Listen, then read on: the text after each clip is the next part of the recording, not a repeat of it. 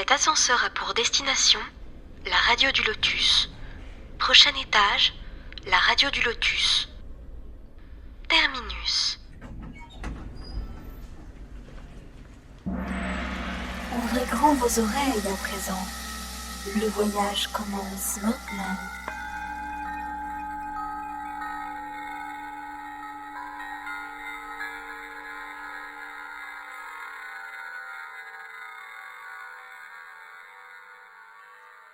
Bonsoir à tous, bienvenue sur la radio du Lotus, Caroline derrière le micro, en charmante compagnie puisque je suis avec Mickaël. Bonsoir, Bonsoir. Caro, coucou à tous. Et Daniel. Bonsoir à toutes et à tous. Voilà. Alors, le thème de ce soir est le deuil et ses différentes étapes. Alors, nous y sommes tous confrontés un jour ou l'autre. Nous sommes tous amenés à aimer quelqu'un. Et dans le processus normal de la vie, arrivera un moment, la mort de l'être cher et comment vivre les différentes étapes de ce deuil qui est un processus long et difficile, même si naturel, évidemment. Alors, pour nous en parler au mieux, nous avons notre invité Morissette de Coninck. Morissette fait partie de l'association Résonance spirituelle, située à Dunkerque, une association qui soutient et adhère à la Fédération Spirit française. Bonsoir Morissette. Bonsoir Caroline, bonsoir Mickaël, bonsoir Daniel, bonsoir à tous. Bonsoir. Alors, je vous remercie de m'accueillir là, ce soir pour parler d'un sujet qui est quand même assez important et qui nous concerne tous. C'est sûr, merci beaucoup. Avec plaisir. Donc, dans ton association, j'ai vu que vous donniez des cours, des conférences, des formations aussi sur le deuil et travail de deuil aussi. Oui, c'est ça. Donc, on a dans cette association qui est localisée à Dunkerque et qui existe depuis à peu près plus de 20 ans maintenant, il y a des réunions, donc un groupe d'accueil pour les personnes en deuil. C'est une association spirit, donc on travaille aussi avec le monde spirituel. Et cette création de groupe a été justement demandée par le monde spirituel pour pouvoir aider les personnes en deuil, mais aussi les désincarnés. Voilà, parce que le travail de deuil doit se faire des deux côtés, aussi bien dans le monde physique que dans le monde spirituel, puisque cette séparation est douloureuse pour les deux mondes, en fait. Voilà. Donc, on a créé ce groupe. Bien sûr, on ne l'a pas fait n'importe comment. Toutes les personnes qui accueillent donc les endeuillés ont suivi une formation à l'écoute qui a été donnée par une psychologue qui travaillait en soins palliatifs et aussi qui était cadre et formatrice à l'IFSI. Voilà, et donc nous avons aussi suivi et créé donc, des formations pour pouvoir aborder le deuil et le travail de deuil. D'accord. J'ai vu que vous donniez aussi des réunions spirit, enfin d'études spirit aussi dans l'association. Oui, il y a plusieurs activités donc, dans l'association. Il y a les réunions, les cours donc, philosophiques. Nous avons des réunions de travail, nous avons des réunions donc, de passe et de prière. Nous faisons des conférences, nous organisons des séminaires, donc des séminaires régionaux, parce qu'on travaille beaucoup ensemble. Les groupes travaillent ensemble et donc c'est toujours pour essayer d'apprendre un peu plus et surtout de pouvoir échanger les pratiques et avancer aussi, parce qu'il y a tellement de choses à connaître et ne pas rester non plus dans les erreurs. Vous voyez, parce que quand on travaille seul, on reste un peu enfermé dans nos idées. Donc là, on cherche toujours à ouvrir et aller chercher ailleurs pour pouvoir s'améliorer. Ça, c'est bien.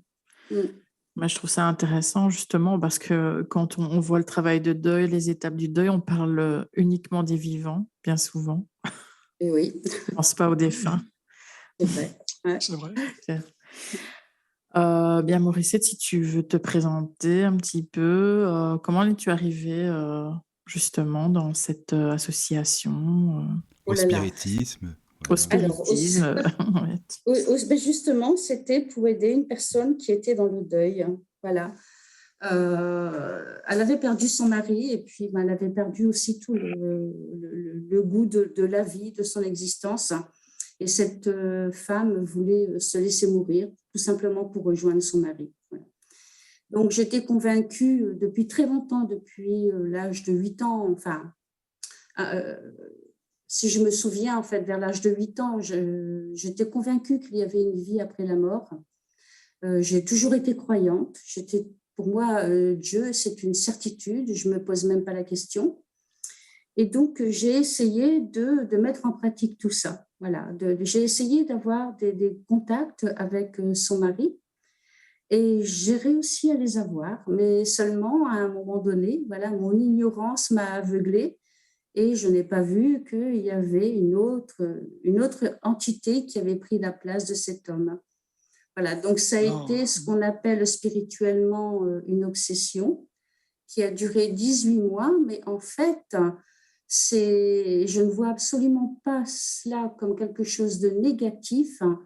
Je vois cela vraiment comme un tremplin parce que j'ai dû chercher de l'aide et cela m'a fait rencontrer donc Monsieur Roger Pérez, qui est l'ancien président de l'Union Spirit française et francophone, et donc qui m'a vraiment orientée.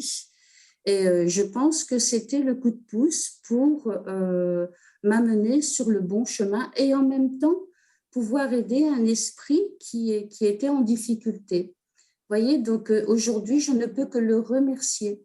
Bien sûr. Oui. Il y a quand même un danger à vouloir aider les personnes. Oui, oui. Ouais, l'ignorance, hein,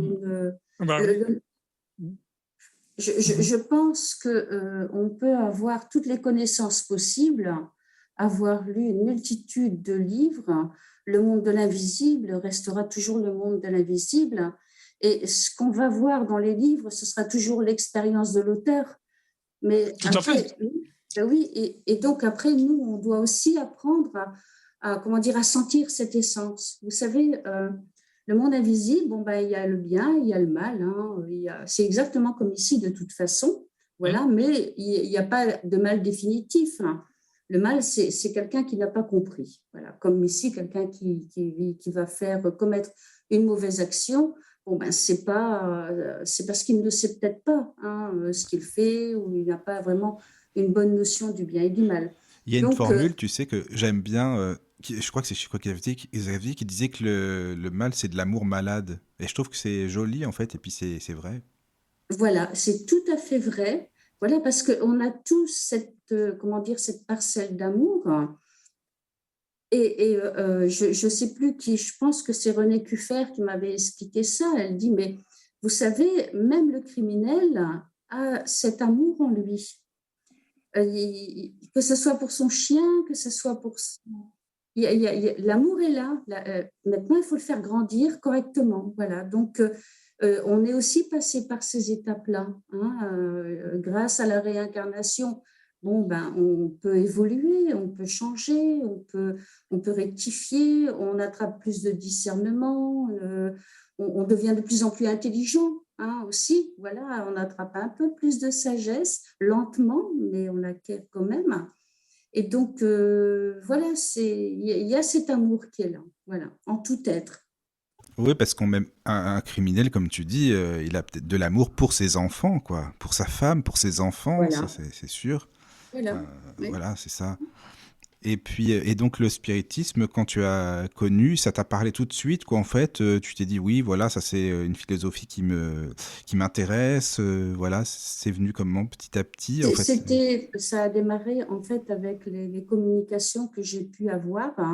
Donc, ce qui fait que par les rêves, j'avais des informations sur des livres, entre autres le livre des médiums à lire. Voilà, ça venait à travers des rêves, le livre des médiums, le livre des esprits aussi, qu'on me présentait. Donc, j'ai pris ces livres, je les ai lus avant de pratiquer quoi que ce soit. Mais voilà, entre la lecture et l'étude, il y a une grande différence aussi. Oui, c'est sûr. Voilà. Donc, et après, tout ça, tout s'est enclenché, tout s'est construit. Voilà, tout s'est construit d'une façon positive, avec difficulté, parce que une obsession spirituelle, c'est quand même quelque chose qui est difficile. Surtout qu'il y avait beaucoup de manifestations à effet physique. Oui. Excuse-moi, Morissette, est-ce que pour les auditeurs qui ne savent pas, peut-être qu'il y en a qui ne connaissent pas, une obsession, est-ce que tu peux expliquer brièvement ce que c'est, comme ça on sait de quoi on parle? Oui, bien sûr. Donc, au niveau de l'obsession, il y a plusieurs types d'obsessions, avec différents degrés de gravité, on va dire. Moi, j'étais quand même au niveau… Il y a 3 degrés, on pourrait dire qu'il y a 3 degrés. Je pense que j'étais au 3e degré, c'est-à-dire que l'esprit m'influençait énormément. Voilà. Même dans mon milieu professionnel, je devais m'isoler pour ne pas faire de bêtises. Et donc, l'obsession spirituelle, c'est tout simplement un esprit, si vous voulez, qui va avoir une influence très forte sur votre volonté. Voilà. Et aujourd'hui, on en rencontre de plus en plus, et particulièrement chez les enfants. C'est impressionnant. Le plus jeune que nous avons pu aider avait 18 mois. Oh là. Vous voyez, donc ça touche tout le monde. C'est pas une notion de bien ou de mal. Les gens ne sont pas des bonnes ou mauvaises personnes. Ça touche tout le monde. Et comment les parents s'en rendent compte à cet âge-là, en fait? Par rapport au comportement des enfants. Par exemple, cet enfant de 18 mois hurlait à chaque fois lorsqu'il entrait dans une pièce de la maison. Ah oui. Donc, voilà, c'est le comportement de l'enfant, c'est des terreurs nocturnes, voilà. Et après, donc, une fois que cet enfant est aidé, tout ça cesse. Donc, ça peut toucher de très très jeunes enfants. Il y avait un jeune qu'on a aidé il y a 2 ans maintenant, je crois. 12 ans, cet enfant a régressé à l'âge de 2 ans. Là. Oui, donc, il a fait plusieurs séjours à l'hôpital Jeanne de Flandre, donc sur l'île, et a failli entrer en hôpital psychiatrique parce qu'il n'avait pas de raison médicale à son comportement. Vous voyez, donc ça a été très compliqué. Il ne savait plus écrire, il ne savait plus marcher. Et l'esprit agit, si vous voulez, sur les zones du cerveau. Par exemple, ça va être la zone motrice, tout ce qui touche la cognition. Donc là, il y avait vraiment plusieurs zones qui étaient touchées et contrôlées par l'esprit. Voilà. Oui, s'il y avait sur le plan cognitif déjà des soucis, oui, effectivement. Non, l'enfant était très intelligent. L'enfant était quand même. très intelligent. Oui. Ouais. Il avait un niveau tout à fait normal pour un enfant de 12 ans. Mais seulement comme l'esprit agit, il le faisait régresser à l'âge à peu près de 2 ans. Ah oui, d'accord, ok. 2 ans, voilà. D'accord. Voilà. Donc, ça a été très dur. Donc, c'est ça, une obsession spirituelle. Oui. Et comment explique-t-on qu'il y ait beaucoup d'enfants pour l'instant? On ne peut pas l'expliquer. Dans ces domaines-là, on ne peut pas vraiment tout expliquer. Comme je le disais tout à l'heure, c'est quand même le monde invisible reste et restera toujours le monde invisible. On constate et c'est tout, quoi. Voilà. Après, ça peut être des esprits qui sont tout simplement mauvais. Voilà. Qui n'ont pas envie de bouger, qui n'ont pas envie d'évoluer, qui restent autour, donc au niveau des vibrations terrestres, et qui vont aller parasiter et ennuyer des personnes. Voilà. Après, ça peut être aussi la loi de cause à effet, c'est-à-dire que pour cet enfant, ça remontait au IIIe siècle. Vous voyez, donc ils étaient l'un et l'autre dans l'armée romaine, et donc on a eu aussi toutes les informations. Donc il y a plusieurs causes à l'obsession spirituelle. Pour ma part, c'était aussi la loi de cause à effet. Vous voyez, c'est-à-dire que j'avais été très, très violente à une époque. Les époques passées étaient quand même… les hommes étaient très violents entre eux. Donc, parfois, ceux qu'on va condamner ou qu'on va assassiner ou tuer pour se défendre, ben, ne vont pas toujours pardonner aussi facilement et ça peut prendre des siècles. Mhm. Donc, la vengeance, elle se concentre, elle se condense, et puis il est lui-même obsédé par sa pensée, la vengeance. Ah oui, c'est ça. Ah, bien Oui. sûr. Mais après, comme tu Oui. le dis si bien, c'est important d'aider l'esprit en même temps et la personne incarnée, Bien justement. sûr. Donc Voilà, ça, c'est un voilà. travail, Voilà. justement, Oui. voilà, avec Et les... ces choses-là, on les retrouve facilement dans le deuil. Vous voyez, parce qu'une personne qui va vouloir constamment communiquer avec, ça se comprend, hein, attention, ce n'est pas du jugement ou quoi que ce soit, mais par besoin, parce qu'on a du mal à faire son deuil, ben, la personne, elle va être en recherche de messages, de signes. Donc, qu'est-ce qui se passe? Sa pensée se met en relation constamment avec la pensée de l'esprit. Et donc, à un moment donné, il va avoir une chaîne qui va se créer, ce qui fait que l'esprit lui-même va être en souffrance et va se culpabiliser d'être mort, voyez, d'avoir abandonné sa famille. Et donc, il va avoir une obsession entre l'incarné et le désincarné. Donc, une obsession peut-être aussi d'une personne que l'on aime beaucoup. Voyez, ou un esprit qui, donc par exemple, on va dire une maman. Voilà, ça c'est une situation qu'on a rencontrée. Une maman peut très bien venir obséder sa famille, mais elle ne sait pas qu'elle provoque des choses négatives et que ces vibrations amènent encore de la douleur, des pensées de tristesse, etc. Donc, mais par amour, elle n'a pas envie de quitter les siens. Vous voyez? Et c'est juste, faut juste lui expliquer qu'elle ne va pas les abandonner. Là, je parle d'une maman qui a laissé 2 enfants. Hein. Elle ne va pas les abandonner, ces enfants. Il faut simplement la rassurer et lui expliquer. Et c'est la même Oui, oui. forme d'obsession. C'est quand même pas la même forme d'obsession qu'un esprit En mauvais. fait, si vous voulez, après, dans la forme d'obsession, c'est ce que je disais, il y a des obsessions où l'esprit veut vraiment nuire, hein, comme pour le jeune garçon, c'était vraiment l'amener à la folie, à l'internement, voire à la mort. Hein, voilà. Effectivement. Hein. Mais par contre, pour cette maman, non, c'est comme elle est là avec la tristesse, vous savez, quand il y a un esprit qui est en souffrance et qui va s'approcher de vous, au plus il va s'approcher, au plus vous allez ressentir ses émotions, mais ces émotions ne vous appartiennent pas, ces sentiments ne vous appartiennent pas. Et parfois, vous allez avoir envie de pleurer, envie de vous mettre en colère, mais vous ne savez pas pourquoi. Mhm. C'est des choses qui arrivent comme ça, mais c'est tout simplement parce qu'il y a un esprit qui s'approche de vous et qui donc, le corps spirituel, les corps spirituels se touchent, quoi. Donc, voilà, vous ressentez des choses. Oh oui, je comprends. Merci beaucoup. Hein. Comme ça, je pense que Donc, pour les voilà. auditeurs, c'est plus facile. Par contre, si tu es d'accord, Morissette, s'il y a des questions de la part d'auditeurs, s'ils peuvent t'envoyer, si on peut envoyer des mails, si ça te va, hein, si Ah oui, les gens ont il y envie de a, réagir, voilà. il y a aucun problème. Bon, Il y a bah vraiment super. aucun Donc problème. n'hésitez pas, hein, alors, pour le mail de la Alors, radio.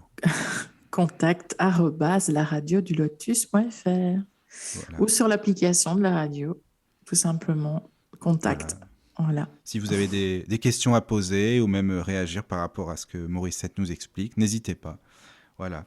Bah alors on va revenir peut-être à l'association Morissette. Alors comment ça s'est passé un petit peu au départ justement, comment s'est créée l'association Donc, après avoir rencontré M. Pérez, voilà, oui. il m'a envoyé vers le groupe de Douai, hein, qui était dirigé par Madame Renée Cuffer. Et donc, j'allais plusieurs fois par semaine sur Douai pour suivre les cours. Hein, c'est en fait, comment dire, la guérison passe par là. Hein, et après, je suis, étant de Dunkerque, j'ai souhaité créer l'association ici sur Dunkerque, quoi, voilà. Mhm. On a commencé à se réunir chez moi, donc entre amis. On était 3 ou 4. Et après, quand le temps fut venu, on a créé cette association donc, de loi 1901. Oui, c'est bien, c'est bien, c'est bien. Et tout a évolué, voilà. C'est sûr. Et on est toujours là et heureux d'être là et d'y travailler, quoi. Voilà. Donc, ça fait combien d'années alors à peu près maintenant ça...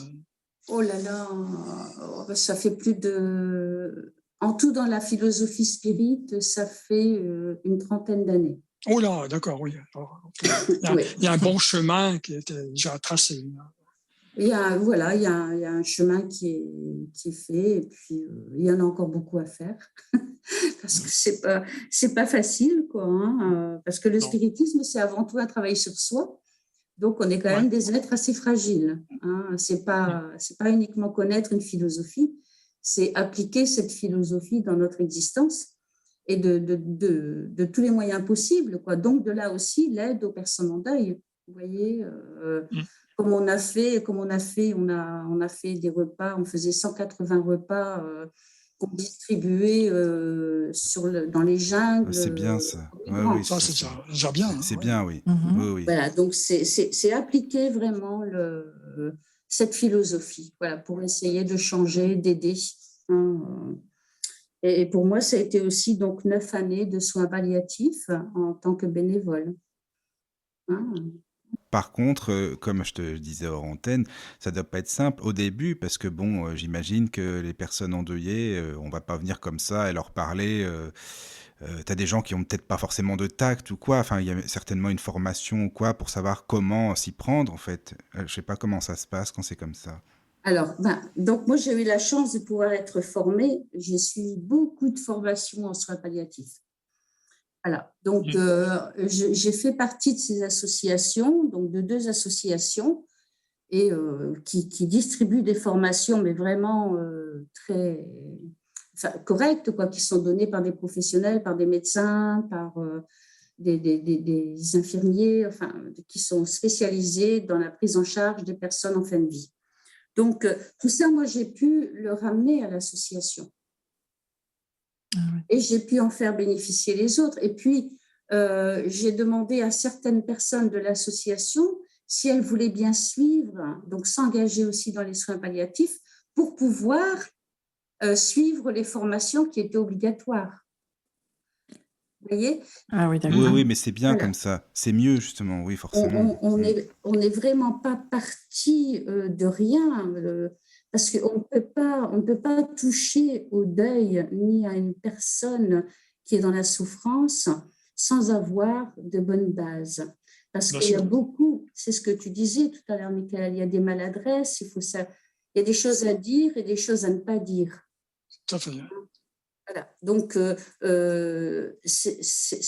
comment dire, on va toujours commettre des erreurs, s'excuser parce que on voit qu'on a été maladroit ou autre, mais il faut éviter au maximum. C'est ça, éviter au maximum. Je pense qu'il faut aussi avoir un peu de psychologie à se dire comment est la personne en face de nous, essayer de comprendre sa manière de penser, quoi. Tout à fait. C'est un gros travail d'écoute. Un gros travail d'écoute. Oui. Voilà, et l'écoute, c'est vraiment la chose essentielle. Oui. C'est ce que je dis toujours, voilà, c'est ça. Mais vraiment la bonne écoute, c'est-à-dire que si la personne en face de vous est là pour, en fait, vous, en quelque sorte, vous êtes un tambour, hein, et sur ce tambour va venir résonner la voix, la parole de l'autre, comprenez ? Et ça va provoquer une vibration en vous. Si vous avez vécu, ça va réveiller un certain vécu aussi. Par exemple, si c'est une femme qui a perdu un enfant en face de vous et que vous-même, vous avez perdu un enfant, hein, si c'est donc en fonction des circonstances du départ aussi, un accident, un suicide, la maladie, etc. Donc, ça va venir réveiller quelque chose en vous. Et la grosse erreur, c'est de expliquer votre histoire à cette personne. C'est-à-dire que c'est renverser les rôles, en fait. Ouais, Et c'est ça. ça, Ouais, c'est et ça. ça, c'est vraiment une erreur qu'on apprend dès le départ. Ah oui, ça Parce que, c'est important eh parce ben que oui, justement, on aurait tendance, tu vois, moi je me serais dit bah justement peut-être que la personne elle se dira bon bah il me comprend comme ça justement ayant vécu la même chose, je peux plus lui parler, être en confiance, tu vois, on pourrait se dire ça aussi mais c'est bien que non, tu le dises. non, D'accord. non. Et on ne doit même pas évoquer le fait qu'on a vécu la même chose, si? On peut l'évoquer, on pourrait l'évoquer, voilà. D'accord. Hein, mais Sommairement, quoi. Oui, c'est ça. voilà, faut absolument pas parler de notre histoire, parce que on est là, notre temps, comment dire, est là, il est uniquement pour elle. Donc, il faut avoir une disponibilité mentale et pas penser à nos problèmes, à notre histoire, C'est à ça. notre vécu. Voilà, sinon, vous n'allez pas avoir une écoute active. Ça va être un échange, mais ce ne sera pas un... Parce que dans l'écoute active, il va y avoir la reformulation, c'est-à-dire que chaque mot a son importance. Vous voyez par exemple, si c'est quelqu'un qui vous parle, une personne qui est malade, d'accord? Parce que le processus du deuil implique aussi les personnes qui ils ont de graves maladies. Hein, le processus de deuil n'implique pas uniquement la perte, la mort de quelqu'un. Le processus de deuil, le deuil se fait dans toutes les pertes que nous pouvons rencontrer dans notre existence. Et ça commence dès l'enfance. Regardez un enfant quand il perd son doudou ou sa tétine. Ben, il vit le pire moment de sa vie. Hein, donc, il peut y avoir des personnes qui sont atteintes de maladies graves qui vont être là. Donc là, le processus de deuil, ben, ça va être de devoir faire le deuil par rapport à l'existence que nous avions, c'est-à-dire notre bonne santé. Hein? Donc, si vous commencez vous-même à parler donc, de votre maladie ou autre chose, ben, cette personne, elle ne pourra pas s'exprimer. Et alors, comme je disais, il y a des mots qui sont vraiment des mots clés. Par exemple, si cette personne, elle vous dit « Oui, mais ma mère est morte à 30 ans ». Au fil de la discussion, ben, vous vous apercevez que cette personne, elle a 30 ans. Vous voyez ? Et donc, elle se projette directement sur la mort de sa maman, qui est morte aussi d'un cancer. Donc, en fait, il faut essayer de réajuster un petit peu tout ça et de l'amener, comment dire, à modifier sa façon de penser. C'est-à-dire, là, aujourd'hui, elle se dit, ma mère a eu un cancer du sein, elle est morte à 30 ans, j'ai un cancer du sein, je vais mourir. D'office, vous voyez, Oui, c'est une fausse croyance quoi. c'est ça, c'est ça. C'est un traumatisme qui se réveille. Voilà. Oui. La mort de la mère. Et donc, il faut l'amener, cette personne, donc là, les mots importants, c'est oui, mais ma mère. Ça, c'est les 3 mots que la personne qui est en face d'elle, en train de l'écouter, doit retenir. Et ils vont servir à modifier tout doucement donc le schéma de pensée de cette personne. Vous comprenez ? Lui faire comprendre que oui, mais la science a évolué et que peut-être elle n'a pas le même cancer que sa maman. C'est ça. Vous voyez, donc lui amener quelque chose de beaucoup plus positif. Mais ça ne se fait pas en une heure de temps. Voilà, non, ces personnes-là ont besoin d'être accueillies une fois par semaine. Vous voyez, ce n'est pas... et c'est au-delà donc, du groupe des personnes en deuil. Hein, voilà. Donc, il faut graduer un petit peu oui, les échanges. Quoi. Ouais. Oui. Donc, l'écoute active, c'est vraiment quelque chose de très important, mais voilà, il faut un minimum de formation. Est-ce que les formations, au cours des années, est-ce que les formations ont légèrement changé? Est-ce qu'il y a eu des corrections sur ces formations? Alors là, je ne serais pas capable de répondre parce que je suis un petit peu restée, comme on dit, la bien tête sûr, dans le par guidon. rapport à votre formation à vous. Quoi. Ouais. Voilà. Puis après, je sûr. fonctionne beaucoup aussi à l'intuition. Oui, après on acquiert, je pense, du savoir-faire, entre guillemets. Hein, donc, voilà. Mais je pense que ça a beaucoup évolué parce que Quand j'ai eu ces formations, on parlait de relaxation. Aujourd'hui, je suis persuadée que les personnes qui veulent s'engager dans les soins palliatifs reçoivent aussi des formations à l'hypnose. Ah oui, Vous voyez, ah bah parce oui, que maintenant. ça inclut, il faut savoir que ça inclut tout ça, hein. Ah oui, oui. Mais vraiment, l'éventail est très large de tout ce qu'on Mhm. peut recevoir. Oui. Pourquoi? Parce que l'hypnose aujourd'hui, elle rentre quand même dans le domaine des soins. Oui, c'est C'est-à-dire, vrai. on en parlait déjà lorsque j'allais à l'hôpital maritime de Zuidcote. Et donc, en fait, le bénévole était aussi formé à pouvoir amener la personne, comment dire, sur un terrain où elle va se relaxer, mais lorsqu'elle est sur ce terrain-là, elle a besoin de moins de médicaments. Ben, c'est ça l'avantage, quoi. Ouais. Donc, je pense que oui, ça doit beaucoup évoluer, même au niveau de la prise en charge de la douleur. Vous voyez, Ouais. Ah oui, oui, forcément. Mais oui, Ouais. oui. C'est pour ça qu'il faut quand même toujours rester, je pense, à voir ce côté positif, réaliste quand même. Hein, Bien sûr. voilà, Ah oui. la maladie grave, c'est la maladie grave. Hein. Mais il faut quand même toujours amener ce côté positif ou, comment dire, réveiller un petit peu l'espoir. Voilà, parce que faut savoir que dans la maladie, là on parle de maladie, mais dans la maladie, c'est quand même le malade qui va, comment dire, qui est son propre médecin quelque part. Donc sa façon Oui, de penser, oui, c'est comme ça que je vois aussi. d'accueillir ou de rejeter ou la maladie ou de la mettre en colère. J'ai eu un cancer du poumon, hein, donc je sais de quoi je parle. Et voilà, donc il y a toujours plein d'espoir. Il faut toujours garder cet espoir.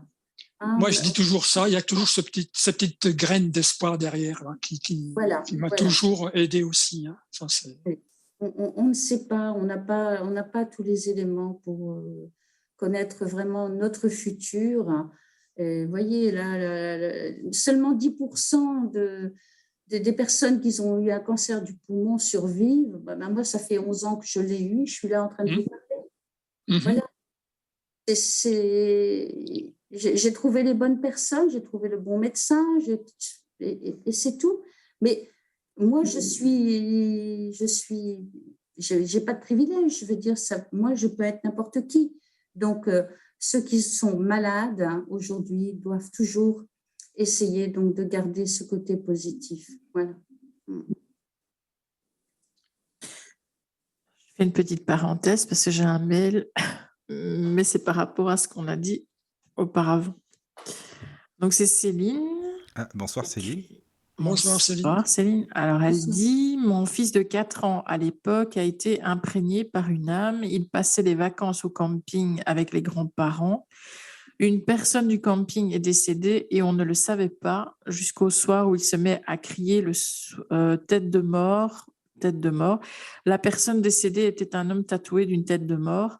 Un soin a été effectué pour accompagner l'âme et enlever la peur. Voilà. Ah oui. Ben, merci pour ton témoignage, Céline.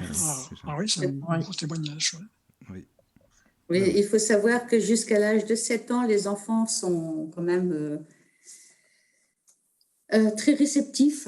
Très réceptifs, oui, voilà. Et oui. Donc, après, j'ai écouté ta conférence aussi hein, sur la médiumnité enfantine. C'est l'enfant, oui.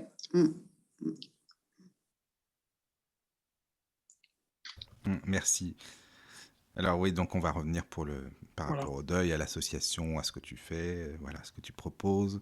Parce qu'il y a les étapes aussi. Est-ce que c'est ça, Morissette? On dit souvent qu'il y a les 7 étapes du deuil.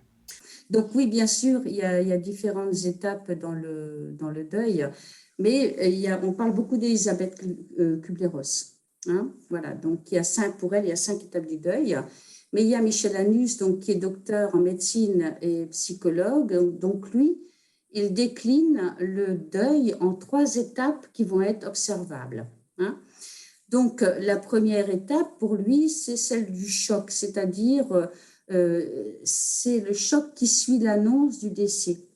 hein, et il compare ça vraiment il explique que c'est tellement violent que ça plonge la personne dans une sorte de léthargie émotionnelle et elle est vraiment dans un état second, hein, et on le rencontre beaucoup, hein, on peut le voir, ça, on le constate en fait. Oui, c'est vrai, les Ensuite, gens sont ailleurs, comme s'ils étaient ailleurs. tout à fait, tout à Ouais, fait, c'est ça. tout à Oui, fait. mais on dirait qu'ils ont plus d'énergie aussi. Oui, mais il y a ce C'est-à-dire, côté, oui. c'est ce qu'il dit en fait, ils fonctionnent comme des robots. Voilà. Ouais. Ils ont plus d'énergie. Où est-ce qu'ils vont chercher cette énergie? Je ne sais pas, mais ils sont plus vulnérables aussi à ce moment-là, hein. Ah, c'est sûr. Ouais. Ah oui, donc Mais à la c'est limite, vraiment... quand, enfin, par exemple, quand c'est ses propres parents qui décèdent, à la limite, quand on est au funérarium, ce sont les enfants comment dire, qui vont s'occuper des personnes qui viennent, et limite qui vont consoler les personnes qui viennent, alors que, enfin, ça devait Oui, être l'inverse. Mais on oui, remarque ça souvent. On a une oui, tout force à fait. assez étrange, mais ça doit venir du défunt lui-même aussi, hein, qui aide aussi pas mal, je suppose. Le défunt, c'est ça, j'ai pas bien entendu. Le Oui, défunt? Oui. oui. Non, souvent il est dans un état de trouble, hein. Le défunt est dans un état de trouble, hein. Voilà, donc c'est lui, il peut pas encore vraiment, il peut pas aider à ce moment-là, hein. On a des forces en nous qui nous sont inconnues et dans les, comment dire, dans les situations de choc ou de traumatisme, ben, ces forces sont un peu comme un volcan et elles vont exploser. Ils vont exploser, voilà. Mais une fois qu'elles ont explosé, c'est terminé. Et donc là, la personne, elle va rentrer dans un état dépressif. Oui. Et c'est là qu'elle va prendre conscience. Là, en fait, dans l'état de choc, on va dire qu'elle est abrutie. C'est-à-dire, il y a plein de choses à faire. Il y a énormément de visites. Elle n'a pas de temps pour elle. Elle n'a pas le temps de prendre réellement conscience de l'absence de l'autre. Vous voyez? Mais une fois que l'enterrement sera fait, que les gens, chacun va retourner donc, à ses occupations, là, la personne, elle va se retrouver seule. Et là, elle va prendre conscience que l'autre n'est plus là. Et elle va rentrer dans cet état dépressif, hein, où voilà, il est parti pour toujours, quoi. Je ne vais plus le revoir, hein. Et pendant un certain temps, elle peut même avoir encore un automatisme. Elle reste dans cet automatisme, dans cet état de stupeur, parce qu'il n'y a pas de temps réel. On ne va pas dire pendant 3 jours, tu es dans un état de choc, une semaine, tu es dans un état dépressif. Non, le travail de deuil peut prendre toute une vie. Et donc, lorsqu'elle est dans cet état de choc, pendant des fois plusieurs mois, elle peut mettre le couvert pour la personne qui s'est désincarnée. Elle est dans un automatisme, elle est dans une sorte de déni, en fait. Oui, Voilà. c'est vrai. Ou même parler tout seul à la personne, en fin de compte, des choses comme ça. Voilà. Oui. Et donc, c'est là aussi qu'il faut avoir un petit peu de discernement et faire, et comment dire, ne pas répondre n'importe quoi à la personne, surtout dans le domaine spirituel. Vous savez, il y a beaucoup de gens, ils vont dire, bon, ben, j'ai vu une plume blanche, ben, il s'est manifesté. Il y a un cœur qui est apparu, il s'est manifesté. Mais non, en fait, elle est tellement à la recherche de signes, c'est ça, voilà, qu'elle va observer et elle va voir des signes partout. Vous voyez? Et le défunt, lui, il est en convalescence, hein. Il a besoin de repos, il a besoin de se reconstruire, surtout lorsque c'est une maladie. Quand c'est un départ violent, ben, c'est la même chose, hein. Il a besoin de se reconstruire. Il y a quand même son corps spirituel, bon, ben, qui a eu aussi un choc. Vous voyez, donc il perd son corps physique, mais il y a quand même le corps spirituel qui reste, hein. Donc ce corps spirituel aura besoin aussi, lui, d'être soigné, hein. Il va devoir être pris en charge dans un hôpital spirituel. Oui, c'est ça. Vous voyez, donc voilà. Et donc, pour revenir à Michel Amis, donc il expliquait, donc pour lui, il y a 3 étapes. Et en fait, il explique très bien, et moi je suis tout à fait d'accord avec lui, c'est qu'il n'y a pas, on dit toujours, on a fait son deuil, j'ai fait mon deuil, voilà, c'est terminé. Et c'est faux, hein. Pour moi, il n'y a pas de fin de deuil. Pourquoi? Parce que tous les traumatismes que nous avons vécus depuis notre enfance, hein, quelque part, ils sont enfouis en nous.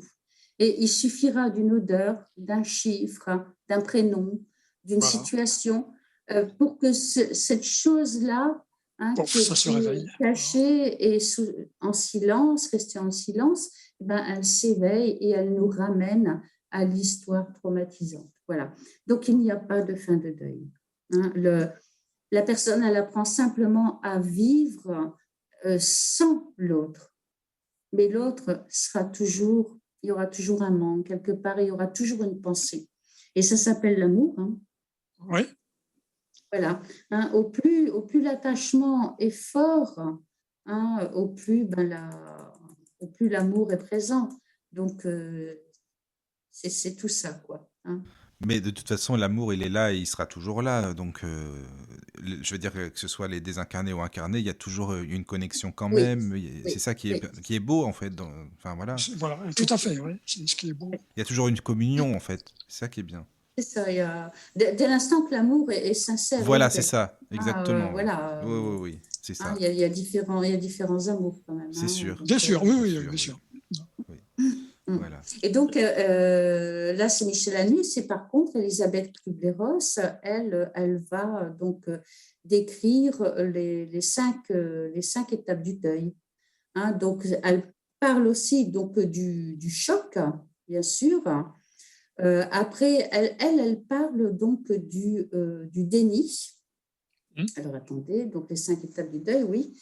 Le choc, le déni, la colère, l'agressivité, il va y avoir le marchandage, la dépression et la reconstruction.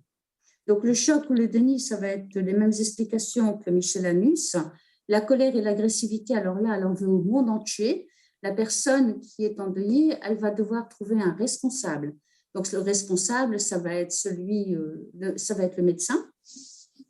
Ça va être enfin voilà, il faut qu'elle trouve un responsable de la mort. Voilà. Ensuite, elle va rentrer dans une sorte de marchandage.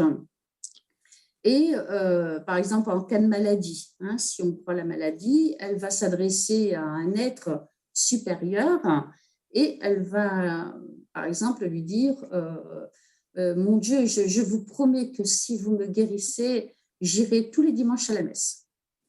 Ouais, ça, c'est la période de marchandage. Après, la colère, elle peut aussi être dirigée vers Dieu, vers un être supérieur, quel qu'il soit. La dépression, donc aussi, et la reconstruction. Là aussi, ils ont supprimé. Donc là, par rapport à Daniel qui demandait est-ce qu'il y avait eu des changements dans les formations, oui, formations. Là, on ne parle plus de comme quoi le travail de deuil est fait. Là aussi, on parle de reconstruction. Oui, c'est comme d'ailleurs, il me semble ces étapes-là, on les retrouve aussi quand les gens subissent des gros, quand ils ont des gros problèmes dans leur vie en général, accidents ou autres, on peut retrouver parfois ce type de raisonnement. Voilà. Mais oui, tout à fait, même dans la perte d'un travail. Tout à fait, oui, c'est vrai. Donc, tout ça, c'est ce que j'expliquais tout à l'heure, tout ça va enclencher un processus de deuil. Il y a un petit mail. Un mail. Voilà. Tu vois, Morissette, on est écouté, il y a des auditeurs. C'est bien. Alors, c'est Célia. Bonsoir Célia, coucou. Bonsoir Célia. Bonsoir. Donc, elle dit bonsoir Morissette, Mickaël, Caro, Daniel. Alors, moi, j'aurais aimé avoir ton avis sur ce que j'ai pu vivre étant plus jeune. J'ai perdu ma grand-mère suite à une maladie. Le soir de son décès, son corps n'était plus dans la maison, mais j'entendais dans la nuit, vers 3 heures du matin, le bruit d'une veste. Le zip de la tirette éclaire et une porte se fermait. Que penser de cela? Est-ce que je peux considérer qu'elle me disait comme un au revoir en quittant la maison? J'espère ne pas être trop hors sujet. Merci de la réponse. Bonne soirée à tous. Merci Célia pour ton Merci. mail. Merci. Oui, alors lorsque les personnes, la grand-mère vivait dans cette maison? Oui, je crois, oui. Oui. Donc, oui, c'est tout à fait possible. Voilà. Donc, pourquoi? Parce que lorsque les personnes elles se désincarnent, elles peuvent pendant un certain temps être là et presque continuer leurs occupations. Voilà, donc ce sont des manifestations en fait à effet physique, mais ça arrive souvent. Ça arrive souvent. Voilà. Il y a quand même, faut savoir que lorsqu'il y a une personne qui se désincarne, il y a quand même une équipe spirituelle qui est à ses côtés. Donc, il y a du monde dans la pièce, faut le savoir. Il y a l'équipe spirituelle qui est à ses côtés, qui va l'aider à se désincarner pour le passage, etc. Puis aussi la famille, désincarnée, qui va venir aussi pour l'aider et la rassurer. Ouais, donc ça fait vraiment du monde. Alors, oui. Ça fait vraiment du monde, voilà. Donc c'est possible, comme si je te posais la question, on va savoir si la personne était dans la maison ou à l'extérieur de la maison, parce que dans ces cas-là, si elle était décédée à l'extérieur, elle aurait pu très bien venir par affection dire au revoir. Voilà. D'après ce que je peux me souvenir, elle est décédée dans la maison. Là où elle dit, j'ai perdu ma grand-mère suite à une maladie. Le soir de son décès, son corps n'était plus dans la maison. Le corps n'était plus à ce moment-là. Mais j'ai un autre mail. Oui, non, elle est... Ah non, non, je n'ai pas de mail. Je croyais que j'avais un autre mail. Non, c'est tout à fait possible, oui.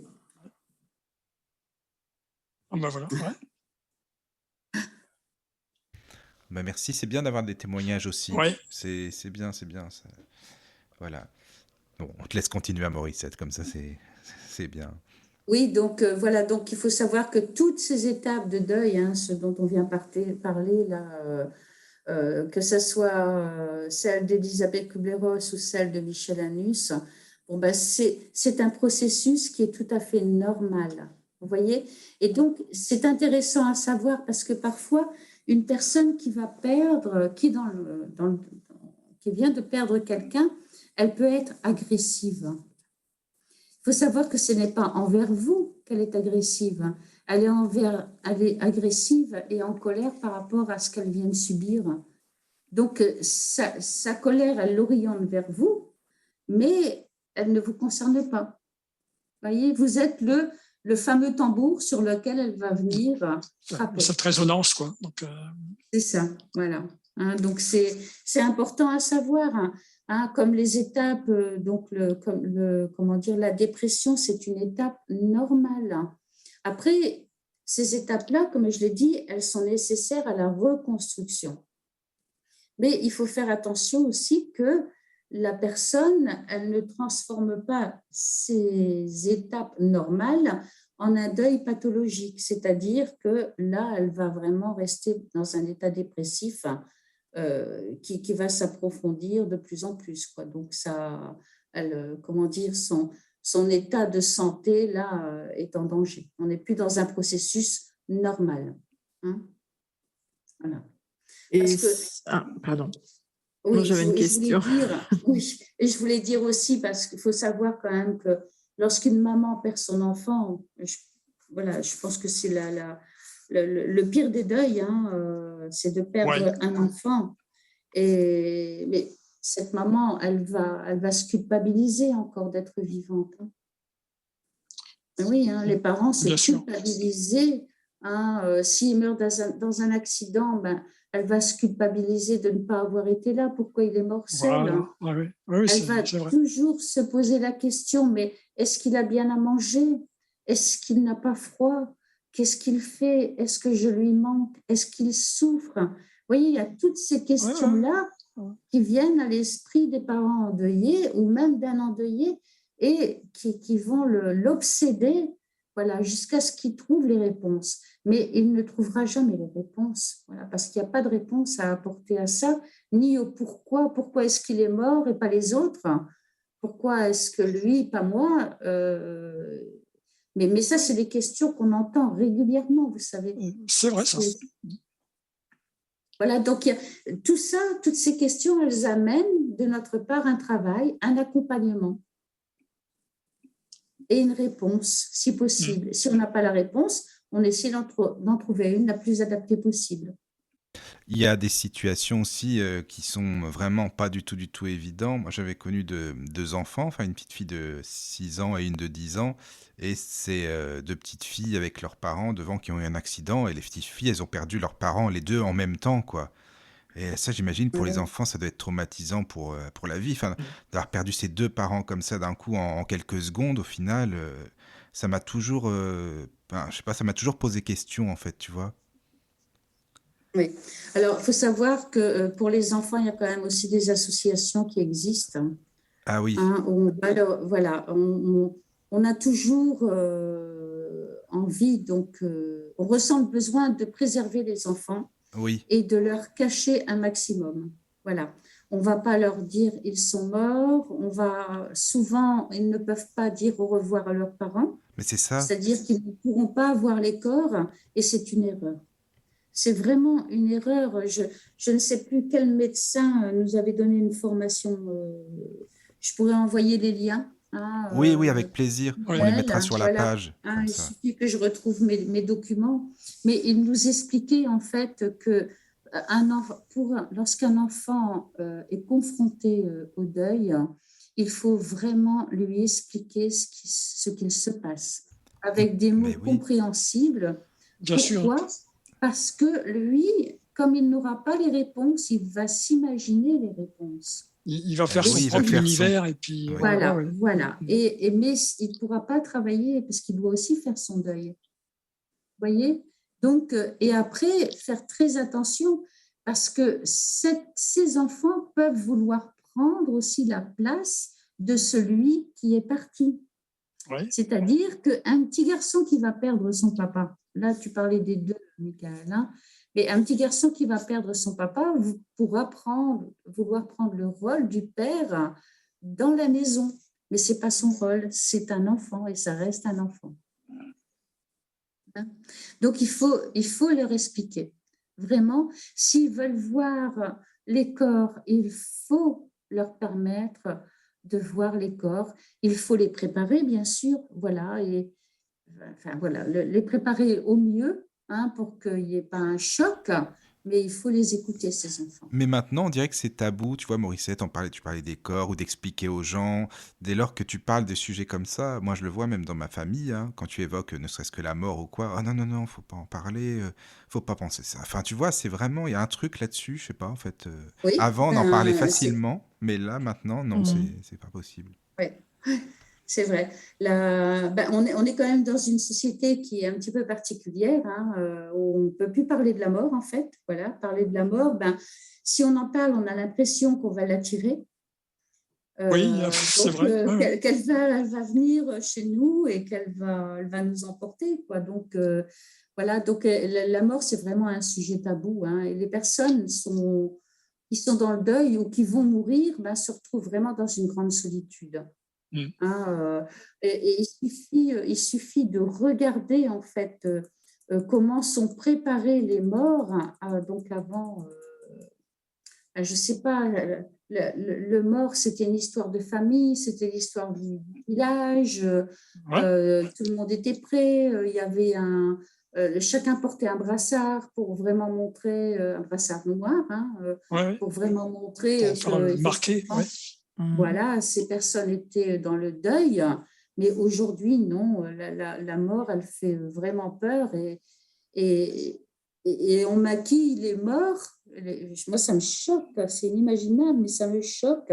Les morts sont maquillés, on a l'impression que ce sont des mannequins, en fait.